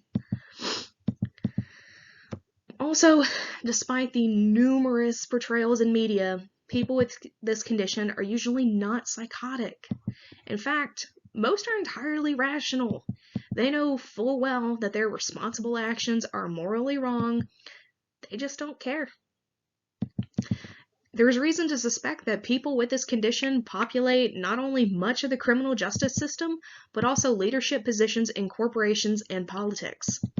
For example, among U.S. presidents, higher levels of a constellation of traits called fearless dominance, which captures the boldness and adventurousness often found in psychopaths, are linked to superior leadership as rated by expert historians. Some psychopathic traits like interpersonal skills, superficial likability, ruthlessness, and risk-taking may give people with psychopathic personalities a leg up on getting ahead of the rest of the pack. However, there's still little research on those with psychopathic personalities who function well in society. And despite more than 60 years of research, the causes of psychopathic personality still are largely unknown. Classic research shows that individuals with this disorder don't show much classical conditioning to unpleasant, unconditioned stimuli such as electric shock. Similarly, when asked to sit patiently in a chair for an electric shock or a loud blast of noise, their level of arousal increased only about 1/5 as much as those without psychopathic personalities. And these abnormalities probably stem from a deficit in fear, which may give rise to some of the key features of the disorder. Consistent with these lab findings, functional brain imaging studies demonstrate that individuals with pronounced psychopathic traits tend to exhibit underactivity in the amygdala in response to fear-related stimuli. Maybe partly as a consequence of this lack of fear, people with psychopathic personality aren't especially motivated to learn from punishment and tend to repeat the same mistakes over and over again in life. An alternative explanation is that individuals with this disorder are under-aroused. As the Yerkes-Dodson law reminds us, people who are habitually under-aroused experience stimulus hunger, so they're bored and they seek out excitement. This may explain why those with psychopathic personalities tend to be risk takers, as well as why they frequently get in trouble with the law and abuse substances. Nevertheless, the causal arrow between under-arousal and psychopathic personalities may run in the opposite direction. If people with psychopathic personalities are fearless, they may experience little arousal in response to stimuli. Next, we have dissociative disorders. So when speaking about ourselves, we use words like me and I without really giving it a second thought. That's not the case to most dissociative disorders, which are conditions involving disruptions in consciousness, memory, identity, or perception. The idea that one person can hold multiple identities is an extraordinary claim, so it's no wonder that diagnoses like dissociative identity disorder, or DID, is one of the most controversial diagnoses. So first we have depersonalization/derealization disorder. If you've ever felt detached from yourself as though like you're living in a movie or a dream or observing your body from the perspective of an outsider, you've experienced depersonalization.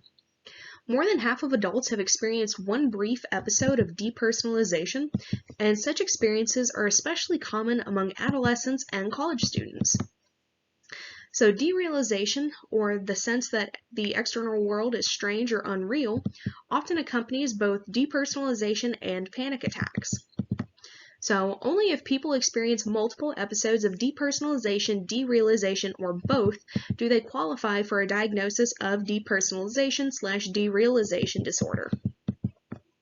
So sleep disturbances may play a big role in depersonalization/derealization.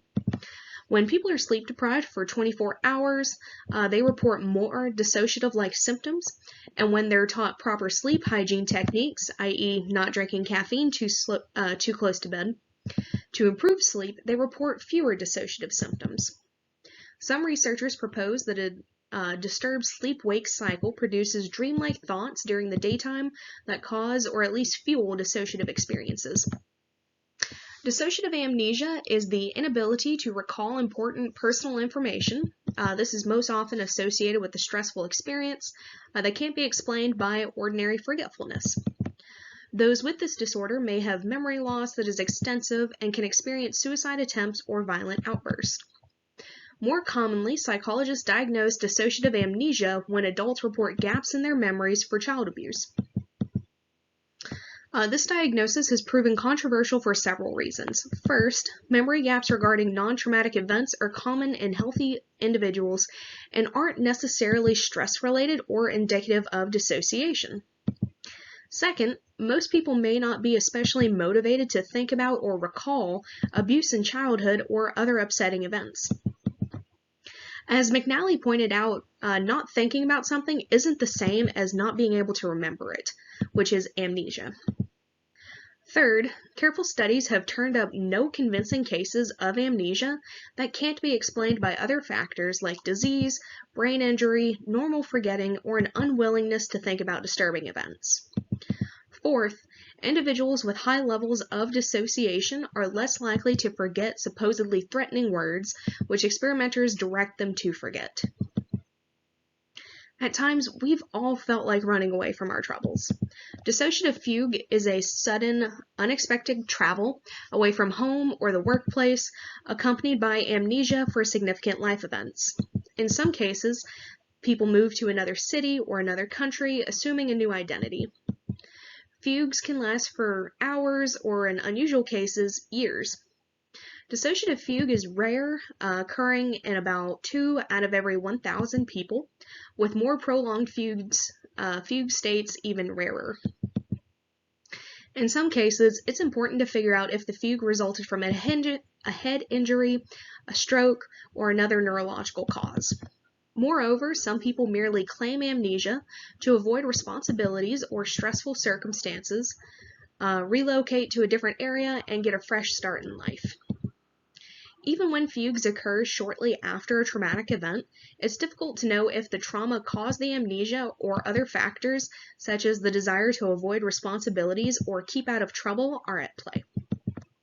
Scientists don't fully understand the role of trauma, psychological factors, and neurological conditions play in fugue states.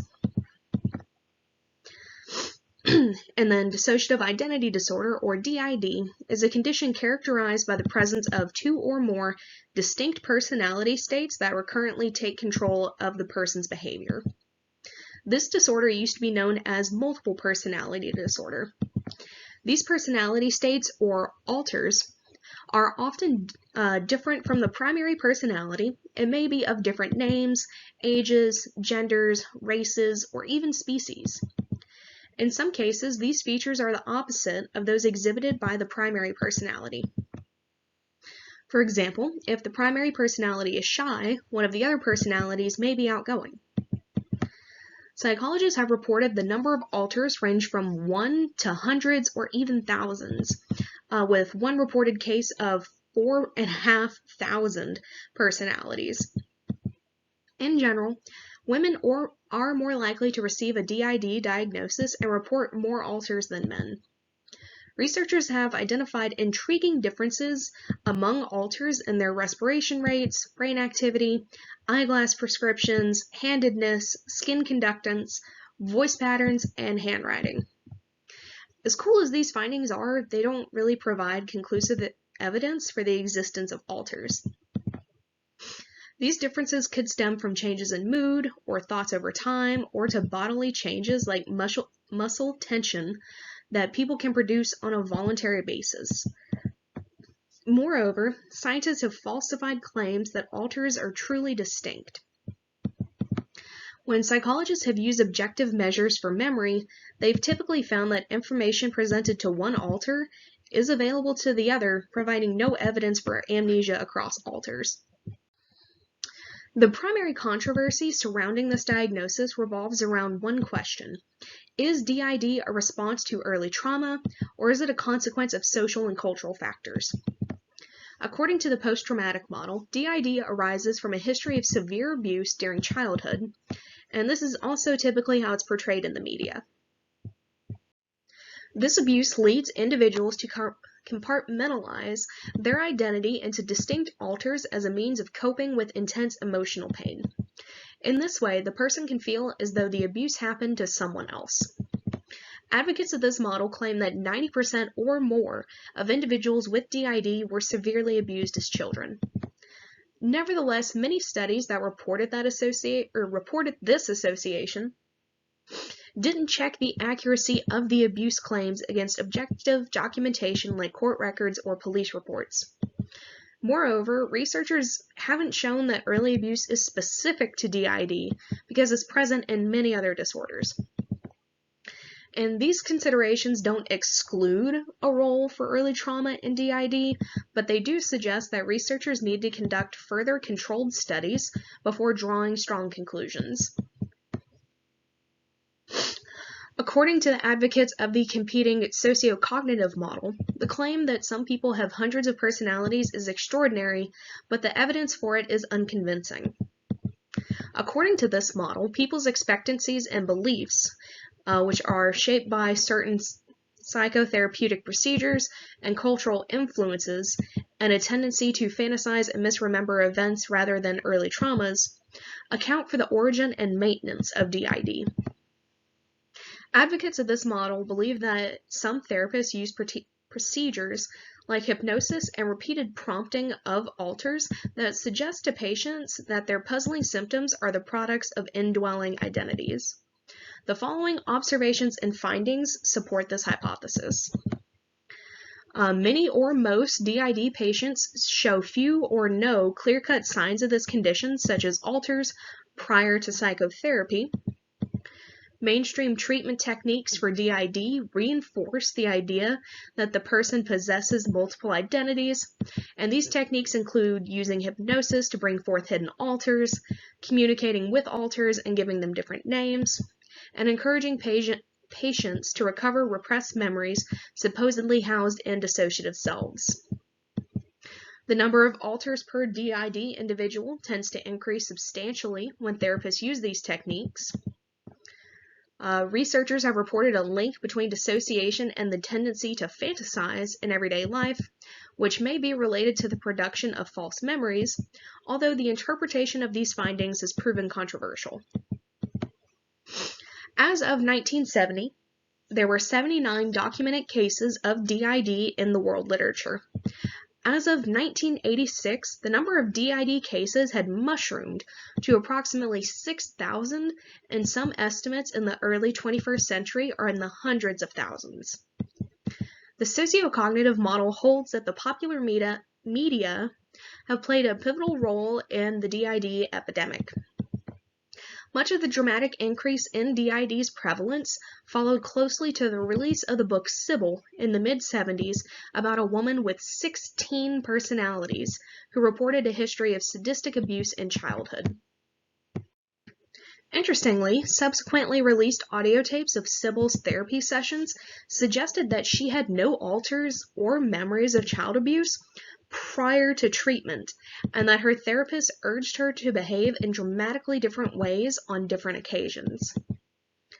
Over the last 20 years, media coverage of DID has skyrocketed. Sensationalized portrayals of DID have appeared regularly in TV and film, including Fight Club and M. Night Shyamalan's Split. Many of these portrayals perpetuate myths regarding the disorder, like people having multiple indwelling personalities. Moreover, some celebrities have claimed to suffer from the disorder. Although DID is virtually non-existent in Japan and India, it's now diagnosed with considerable frequency in some countries like Holland. In summary, there is considerable support for the sociocognitive model and the claim that therapists, along with portrayals in media, are creating alters rather than discovering them. The dissociative disorders provide a powerful, although troubling, example of how social and cultural factors can shape psychological disorders. Probably the best known dissociative disorder is schizophrenia. It's a severe disorder of thought and emotion associated with a loss of contact with reality. So even today, people confuse schizophrenia with DID. Eugene Bleuler gave us the modern term of schizophrenia in 1911, which literally means split mind, which contributed to the myth that the symptoms of schizophrenia stem from a split personality. As Bleuler recognized, the difficulties of schizophrenic people arise from disturbances in attention, thinking, language, emotion, and relationships with others. In contrast to DID, which is allegedly characterized by multiple intact personalities, schizophrenia is characterized by one personality that is shattered. More than half of people with schizophrenia suffer from serious disabilities, such as an inability to hold a job and maintain close relationships. More than 10% of homeless people, and some estimates being as high as 45%, qualify for a diagnosis of schizophrenia. Schizophrenic people compose less than 1% of the population, but they make up half of the patients in state and county mental hospitals in the United States. However, there is some good news. Today, more than ever, schizophrenic people can function in society, even though they may need to return periodically to hospitals for treatment. As many as half to two-thirds of schizophrenic people improve significantly, and a small percentage may even recover completely after a single episode. Researchers found that those functioning best used a combination of medication, exercise, adequate sleep, avoiding alcohol in crowds, and seeking social support to manage their illness. Typically, the onset in the mid-20s is in the mid-20s for men and late 20s for women, but the condition can appear even after age 45. One of the trademark symptoms of schizophrenia is delusions. Delusions are strongly held fixed beliefs that have no basis in reality and are one of the trademark symptoms of schizophrenia. They are considered psychotic symptoms because they reflect a serious distortion in reality. Delusions commonly involve themes of persecution, like the government tapping someone's phone or people conspiring against them. Here on this slide and the next slide as well, I'm going to cover some other delusions. One is Capgras syndrome, and this is the belief that a familiar person has been replaced by an imposter. For any Criminal Minds fans, this was portrayed in an episode, per usual. Portrayal in media of mental disorders isn't always accurate, so just grain of salt. And then we have the Fragoli delusion, which is a belief that different people are actually the same person in disguise. And then we have mirrored self misidentification, and this is the belief that one's reflection in the mirror is that of another person. Not an example per se, but some of you may have noticed like a similar behavior. Sometimes animals, they'll see their reflection and not realize that's them, and that's similar to what happens with this delusion. Right, and then we have erotomania, and this is the belief that a person, often a celebrity, is in love with the patient, who may then repeatedly call or send unwelcome love letters. We have clinical lycanthropy, which is the belief that one has turned into a wolf or has the ability to do so. And then we have cervanthropy, which is the belief that one has turned into a deer. And then we have the Truman Show delusion, and this is the belief that one is being filmed and the films are being viewed as others as depicted in the movie The Truman Show. And for anyone who hasn't seen The Truman Show, I do recommend you watch it. It's a really good movie. Not related to this per se, but it is a good movie.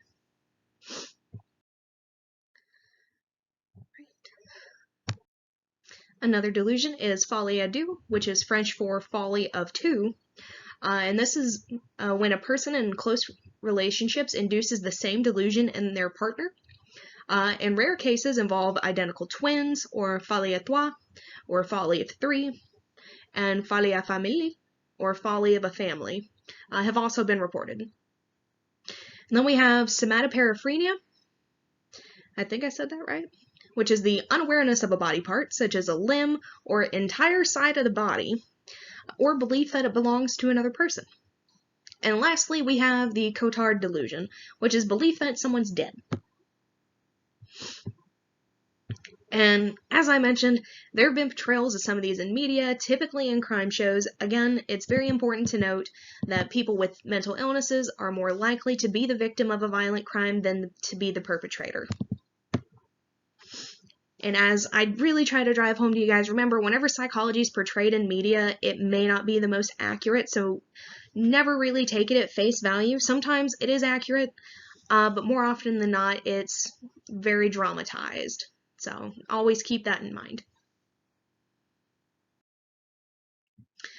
Another trademark symptom of schizophrenia is hallucinations. And hallucinations are sensory perceptions that occur in the absence of an external stimulus and are another trademark symptom of schizophrenia. These can be auditory, visual, tactile, olfactory, or gustatory. So in other words, you can hear them, see them, feel them, smell them, or taste them. Most hallucinations in schizophrenia are auditory, usually consisting of voices. Hallucinated voices may express disapproval or carry on a running commentary about the person's thoughts or actions. Command hallucinations, which tell the patient to do something, may be associated with a heightened risk of violence towards others. Incidentally, extremely vivid or detailed visual hallucinations are usually signs of an organic disorder or substance use rather than schizophrenia. So we all hear voices in our heads to a small degree. But research believes that those who experience auditory hallucinations in schizophrenia may experience them because they mistake their own voice for someone else's. Brain scans reveal that when people experience auditory hallucinations, brain areas associated with speech perception and production become activated, which supports this hypothesis. So, the usual associations that we forge between two words like mother-child are considerably weakened or highly unusual for individuals with schizophrenia. One example could be instead of mother-child, it's mother-rug. Bleuler observed that in some cases, all threads between thought are torn. So, in severe forms, the resulting speech is very jumbled to the point where it's almost impossible to understand, leading some psychologists to describe it as word salad. Language problems, like thought disorder, point to fundamental impairments in schizophrenia in the ability to shift and maintain attention, which influence pretty much every aspect of our daily lives. And then we have grossly disorganized behavior and catatonia. So when people develop schizophrenia, self-care, hygiene, and motivation can deteriorate. They might avoid conversation, laugh, cry, or swear inappropriately, or wear a warm coat on a sweltering summer day. So catatonic symptoms are motor problems, including holding the body in bizarre or rigid postures, curling up in the fetal position, and resisting simple suggestions to move. So catatonic individuals may also repeat a phrase in conversation in almost a parrot-like manner, a symptom called echolalia. That's what I'm going with. At the opposite extreme, they may occasionally engage in bouts of frenzied, purposeless motor activity. Catatonic individuals may also allow their limbs to be moved into a position and then hold that position for lengthy periods, which is called wavy flexibility. Today, virtually all scientists believe that psychosocial factors do play some role in schizophrenia. However, they also agree that these factors probably trigger the disorder only in people with the genetic vulnerability. So early theories of schizophrenia mistakenly blamed the mothers, with so-called schizophrenogenic or schizophrenia-producing mothers being the main culprits. Based on informal observation of families of schizophrenic children, some describe such mothers as overprotective, smothering, rejecting, and controlling. You may have also heard the term helicopter mom. That would fit with this as well. Other theorists blame the interactions among all family members. However, as important as clinical experience can be in generating hypotheses, it doesn't provide an adequate arena for testing them. These early studies were severely flawed, largely because they lacked control groups of people without schizophrenia. A now widely accepted rival hypothesis is that the family members' responses aren't the cause of schizophrenia, but instead are typically in response to the stressful experience of living with someone with schizophrenia. It's widely acknowledged that parents and family members don't cause schizophrenia. Families may influence if patients with the disorder may relapse, though. After leaving hospitals, patients experience more than twice the likelihood relapse, can't talk today, when their relatives display high expressed emotion, which has been described as criticism, hostility, and over-involvement. Criticism is especially predictive of relapse, even in over 20 years, and might result in part from the relative's frustrations in living with a schizophrenic person. Expressed emotion may reflect family members' reactions to their loved one's schizophrenia as much as contribute to their loved one's relapse. If so, the direction of causation may run more from the patients to the family members than from family members to patients. The apparent effects of expressed emotion can even vary across ethnic groups. So critical comments from family members may undermine the recovering patient's confidence and sense of independence, which are typically valued by white Americans. In contrast, in Mexican American culture, independence isn't as highly valued, so criticism doesn't really predict relapse. Nevertheless, a lack of family warmth, which is highly valued in Mexican American culture, does predict relapse. In Black American families, one study found that expressed emotion predicted better outcomes among schizophrenic people because family members perceive expressed emotion as an expression of openness, honesty, and caring. Although expressed emotion often predicts relapse, well-controlled studies don't support the hypothesis that child rearing directly causes schizophrenia any more than does extreme poverty, or childhood trauma or parental conflict. So research using a variety of technologies has uncovered interesting biological clues to the causes of schizophrenia. The three main ones are brain abnormalities, neurotransmitter differences, and genetic influences. So research indicates that one or more of four fluid-filled structures called ventricles, which cushion and nourish the brain, are typically enlarged in individuals with schizophrenia. And this is important for two reasons. One, these brain areas frequently expand when others shrink, suggesting that schizophrenia is a disorder of brain deterioration. And two, deterioration in these areas is associated with thought disorder. Other brain abnormalities in schizophrenia include increases in the size of the sulci, which are the spaces between the ridges of the brain, and decreases in the size of the temporal lobes, activation of the amygdala and hippocampus, and the symmetry of the brain's hemispheres. Functional brain imaging studies show that the frontal lobes of people with schizophrenia are less active than those of non-patients when engaged in demanding mental tasks, which is known as hypofrontality. However, it's not clear if these findings are causes or consequences of schizophrenia. For example, hypofrontality could be the result of the tendency of patients with schizophrenia to concentrate less on tasks compared with other individuals. Researchers also need to rule out alternative explanations of brain underactivity that could arise from someone's diet, drinking or smoking habits, and medication use. Some studies have suggested that marijuana use in adolescents can bring about schizophrenia and other psychotic disorders in genetically vulnerable individuals. Nevertheless, it is difficult to pin down a causal relationship between marijuana use and schizophrenia for three reasons. People who use marijuana are likely to use a variety of other drugs. Individuals with schizophrenia may be more likely to use marijuana, so the causal arrow might be reversed. And the rates of schizophrenia remain stable between 1970 and 2005 in the UK, even though marijuana use increased over this time.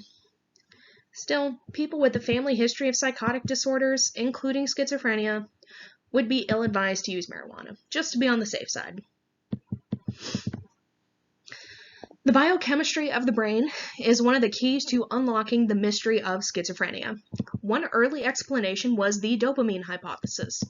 The evidence for the role of dopamine in schizophrenia is mostly indirect. First, most antipsychotic drugs block dopamine receptor sites.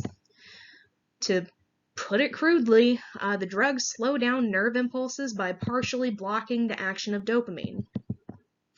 Second, amphetamine, which is a stimulus that blocks the reuptake of dopamine, tends to worsen the symptoms of schizophrenia. Nevertheless, the hypothesis that a simple excess of dopamine creates the symptoms of schizophrenia doesn't seem to fit the data. A better, more supported rival hypothesis is that abnormalities in dopamine receptors produce these symptoms. Receptor sites in the brain appear to be highly specific for dopamine transmission, and these sites respond uniquely to drugs designed to reduce psychotic symptoms and are associated with difficulties in attention, memory, and motivation. These findings provide evidence for a direct tie between dopamine pathways and the symptoms of schizophrenia, like paranoia. Still, dopamine is probably only one of several neurotransmitters that play a role in schizophrenia. Other likely candidates are norepinephrine, glutamate, and serotonin. What's still unresolved, though, is the question of what biological differences are present before schizophrenia and which appear after schizophrenia, after schizophrenia begins. The seeds for schizophrenia are usually sown well before birth and lie partly in individual genetics. Being the child of someone diagnosed with schizophrenia greatly increases the likelihood of developing schizophrenia. If someone has a schizophrenic sibling, their chances of developing schizophrenia are 1 in 10, and these odds are about 10 times higher than those of the average person in the general population. As the genetic similarity increases, so does the risk of schizophrenia. However, it is possible that the environment accounts for these findings because siblings not only share genes, but they also grow up in the same environment. To eliminate the ambiguity, researchers have conducted twin studies, which provide convincing support for genetic influence on schizophrenia. If people have an identical twin with schizophrenia, their risk rises to about 50%. An identical twin of a schizophrenic person is about 3 times more likely than a fraternal twin of a schizophrenic person to develop schizophrenia, and about 50 times more likely than the average person in the general population. Adoption data also points to genetic influences. Even when children who have a schizophrenic biological parent are adopted by parents with no hint of schizophrenia, their risk of developing schizophrenia is greater than that of a person with no schizophrenic biological relatives. Scientists have identified structural brain abnormalities like ventricle enlargement and decreases in brain volume in the healthy close relatives of schizophrenic people, further suggesting that genetic influences produce a vulnerability to schizophrenia. Researchers have long sought answers of what exactly is inherited that predisposes someone to develop schizophrenia and why the number of synapses is often dramatically reduced in schizophrenic people. We now seem to be just a little closer to knowing the answer. To look for genes associated with schizophrenia, Sakar and colleagues recently combed through a vast genetic database of more than 60,000 people with schizophrenia and neurotypical people. They found that schizophrenic people were much more likely to have inherited a variant in a gene called C4, which is associated with the immune system and with the process of pruning or reducing the number of synapses, which are essential to normal brain development and neuroplasticity.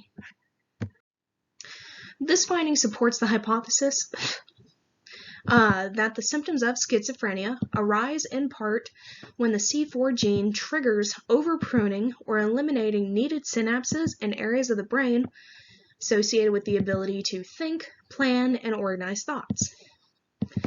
At the same time, it's unlikely that any single gene can account for the broad range of symptoms associated with schizophrenia, and the C4 gene is only a modest predictor of schizophrenia risk. So, it's unlikely to tell the full story of the causes of the devastating disorder. Well, devastating might be a little harsh in some cases, of schizophrenia. The next challenge researchers face is to replicate this finding and to determine how the reduction in synapses contribute to the enormously diverse symptoms of schizophrenia. One thing is for sure, the search for genes associated with schizophrenia will continue. One study identified 22 different gene sites associated with schizophrenia, and estimated that 8.3 thousand independent gene variations contribute to the risk of schizophrenia. As far as vulnerability, there are a couple different models that have been proposed. So the first class of these models is the diathesis stress models. And these are perspectives proposing that mental disorders are a joint product of genetic vulnerability or diathesis and stressors that trigger this vulnerability. Meal suggested that approximately 10% of the population has a genetic predisposition to schizophrenia. What are people with this predisposition like? Well, during adolescence and adulthood, they may seem a little weird, kind of a odd duck. They may seem socially uncomfortable, and their speech, thought processes, and perceptions may seem unusual. They're likely to endorse items on psychological tests like, occasionally, I feel as though I do not exist.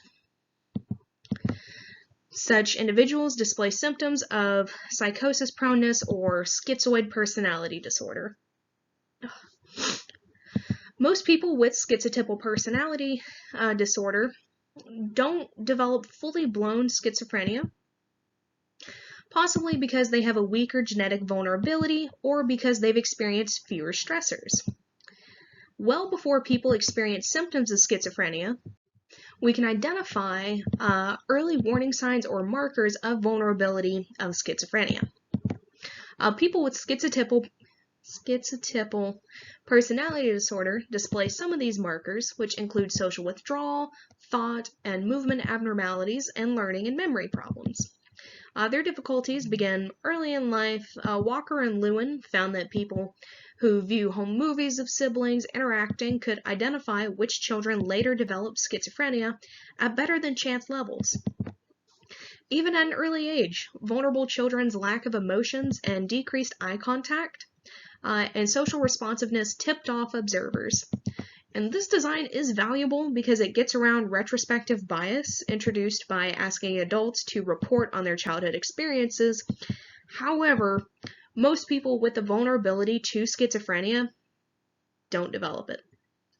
If someone ends up with schizophrenia, that depends on the impact of events that interfere with normal development. More people with schizophrenia are born in the winter and spring than at other times of the year. And the reason for this weird finding doesn't really appear to lie in astrology.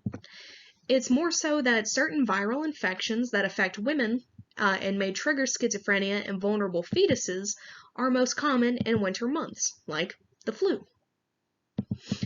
And children of women who had the flu during their second trimester of pregnancy, suffered starvation early in pregnancy, or experienced complications while giving birth are at a somewhat higher risk of developing schizophrenia. Viral infections in the uterus might also play a key role in triggering certain cases of schizophrenia, but the great majority of people exposed to infection or trauma before birth never show signs of schizophrenia, so these events probably create problems only for those who are genetically vulnerable to begin with.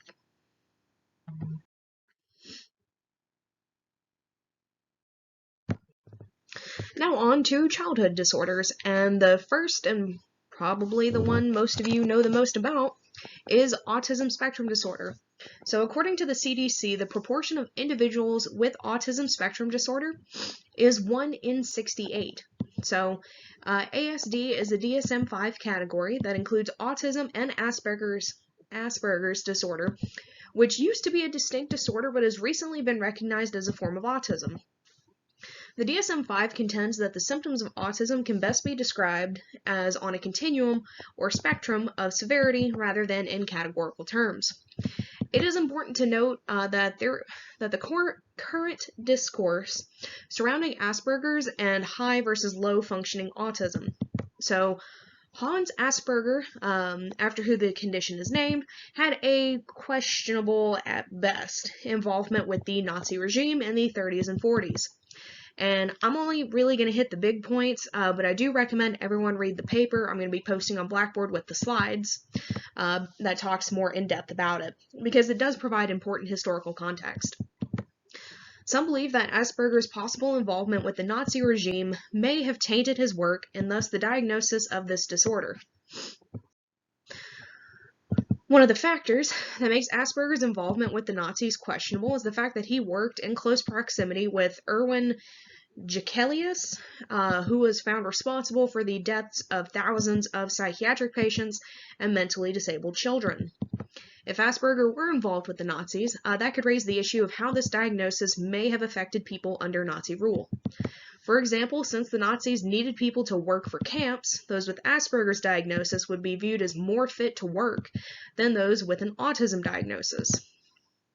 And the same could be said with high versus low functioning autism.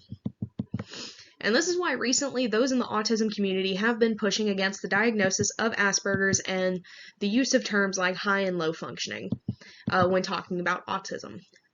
Additionally, it's important to note how autism is typically thought of. So autism is usually thought of as being on a two-dimensional line with high functioning at one end, low on the other. But in reality, this isn't really accurate. It's more of a complex circle as shown here.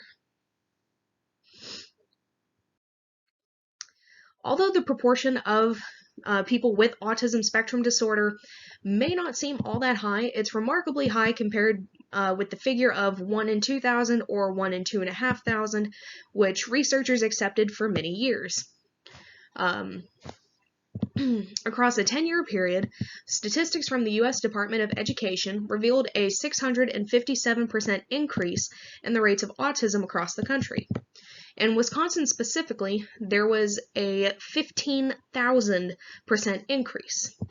And these dramatic upsurges in the prevalence of autism have led many researchers and educators, and even some politicians, to speak of an autism epidemic. But is this epidemic real?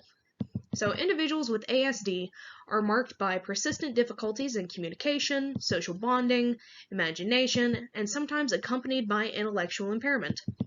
So the DSM-5 breaks down the symptoms of ASD into social impairments and repetitive or restrictive behaviors, which can include repetitive speech or movements, commonly called STIMs, resistance to change, and highly specialized and limited interest and preoccupation with certain foods or unusual objects like light bulbs. The causes of ASD remain mysterious, although twin studies suggest that genetic influences play a prominent role. Still, genetic influences alone can't easily account for the astronomical rise in the prevalence over the course of a decade.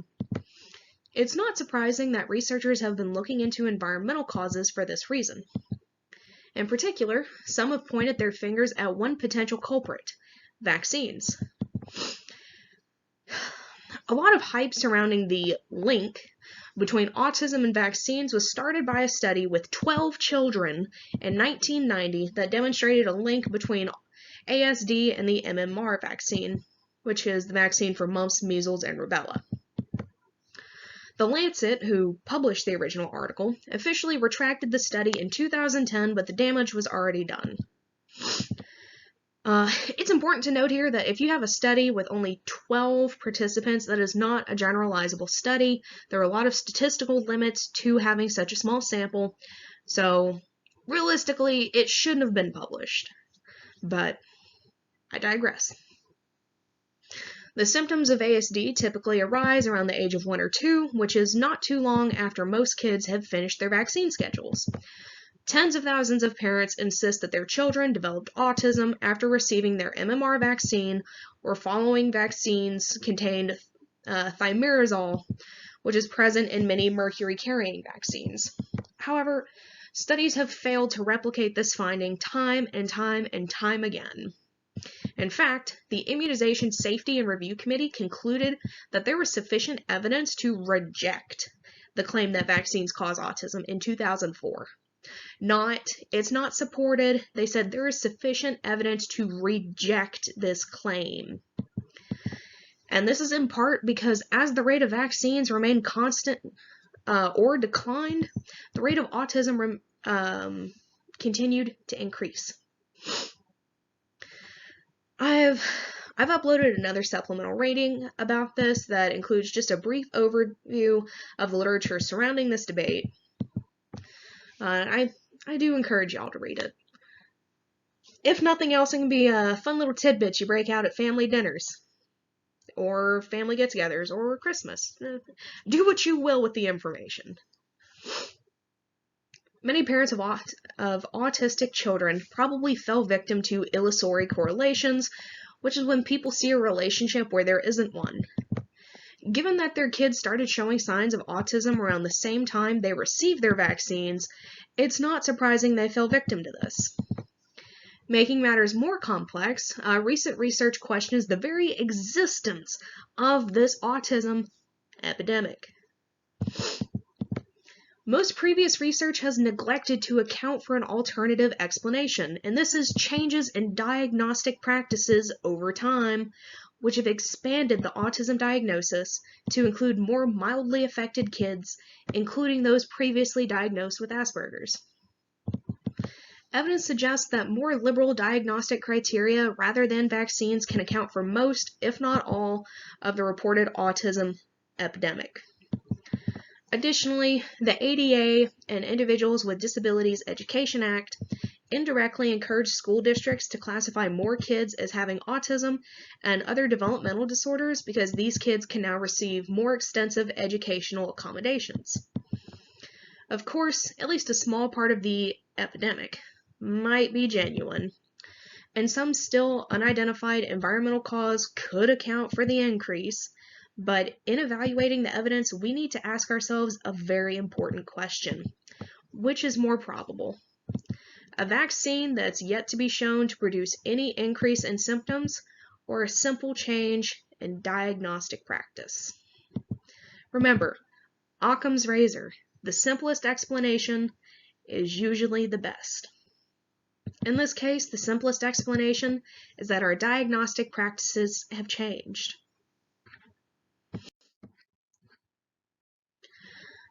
Next, we have attention deficit hyperactivity disorder. So even the best adjusted kids often appear overactive, energetic, and restless, but kids with ADHD often behave like caricatures of the exuberant child. Attention deficit hyperactivity disorder, abbreviated as ADHD, is a childhood condition marked by excessive inattention, impulsivity, and activity. 5% of school-aged children satisfy the diagnostic criteria for this condition. Boys are anywhere from 2 to 4 times more likely to develop this than are girls. And this is why girls are often not diagnosed or misdiagnosed, even when they do have ADHD. Between 30 and 80% of children with ADHD continue to display ADHD symptoms into adolescence and adulthood. The ADHD diagnosis subsumes 2 subtypes, with hyperactivity and without hyperactivity, in which inattention is predominant. So the first signs of ADHD may be evident as early as infancy. Parents often report that children with ADHD are fussy, cry incessantly, and frequently move and shift their position in the crib. By 3, they're constantly walking or climbing and are restless and prone to emotional outbursts, but it's not until elementary school that their behavior patterns are likely to be labeled hyperactive and treatment referral made. Teachers complain that such kids won't remain in their seats, follow directions, or pay attention, and that they display temper tantrums with little provocation. Such children often struggle with learning disabilities, difficulties with processing verbal information, and poor balance and coordination. In middle childhood, academic problems and disruptive behavior are frequently evident.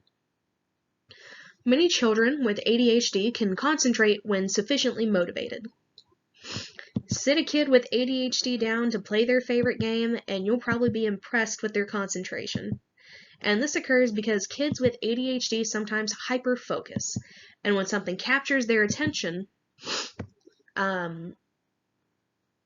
but they may experience difficulty shifting their attention to focus on tasks that aren't as attention-grabbing like homework or chores. A high level of physical activity often diminishes as kids with ADHD mature and approach adolescence. Nevertheless, by adolescence, impulsiveness, restlessness, inattention, problems with peers, delinquency, and academic difficulties comprise a patchwork of adjustment problems. Alcohol and substance abuse are frequent, and many adolescents with ADHD appear in juvenile court as a result of running away from home, skipping school, and stealing. Adults with ADHD are at an increased risk for accidents and injuries, divorce, unemployment, and contact with the legal system.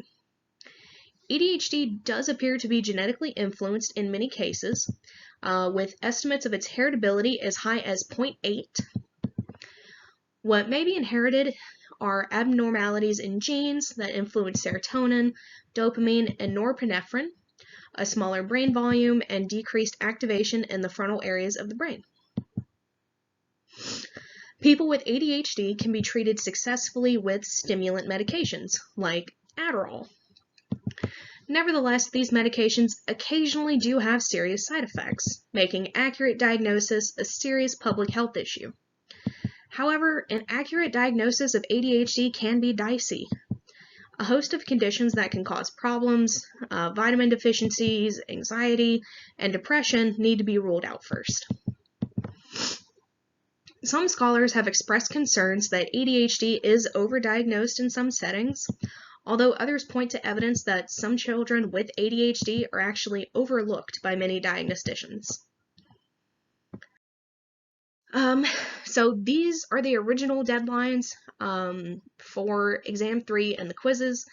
I have updated them. I may have to update them again, so for accurate deadlines for these quizzes and for Exam 3, please refer to the syllabus.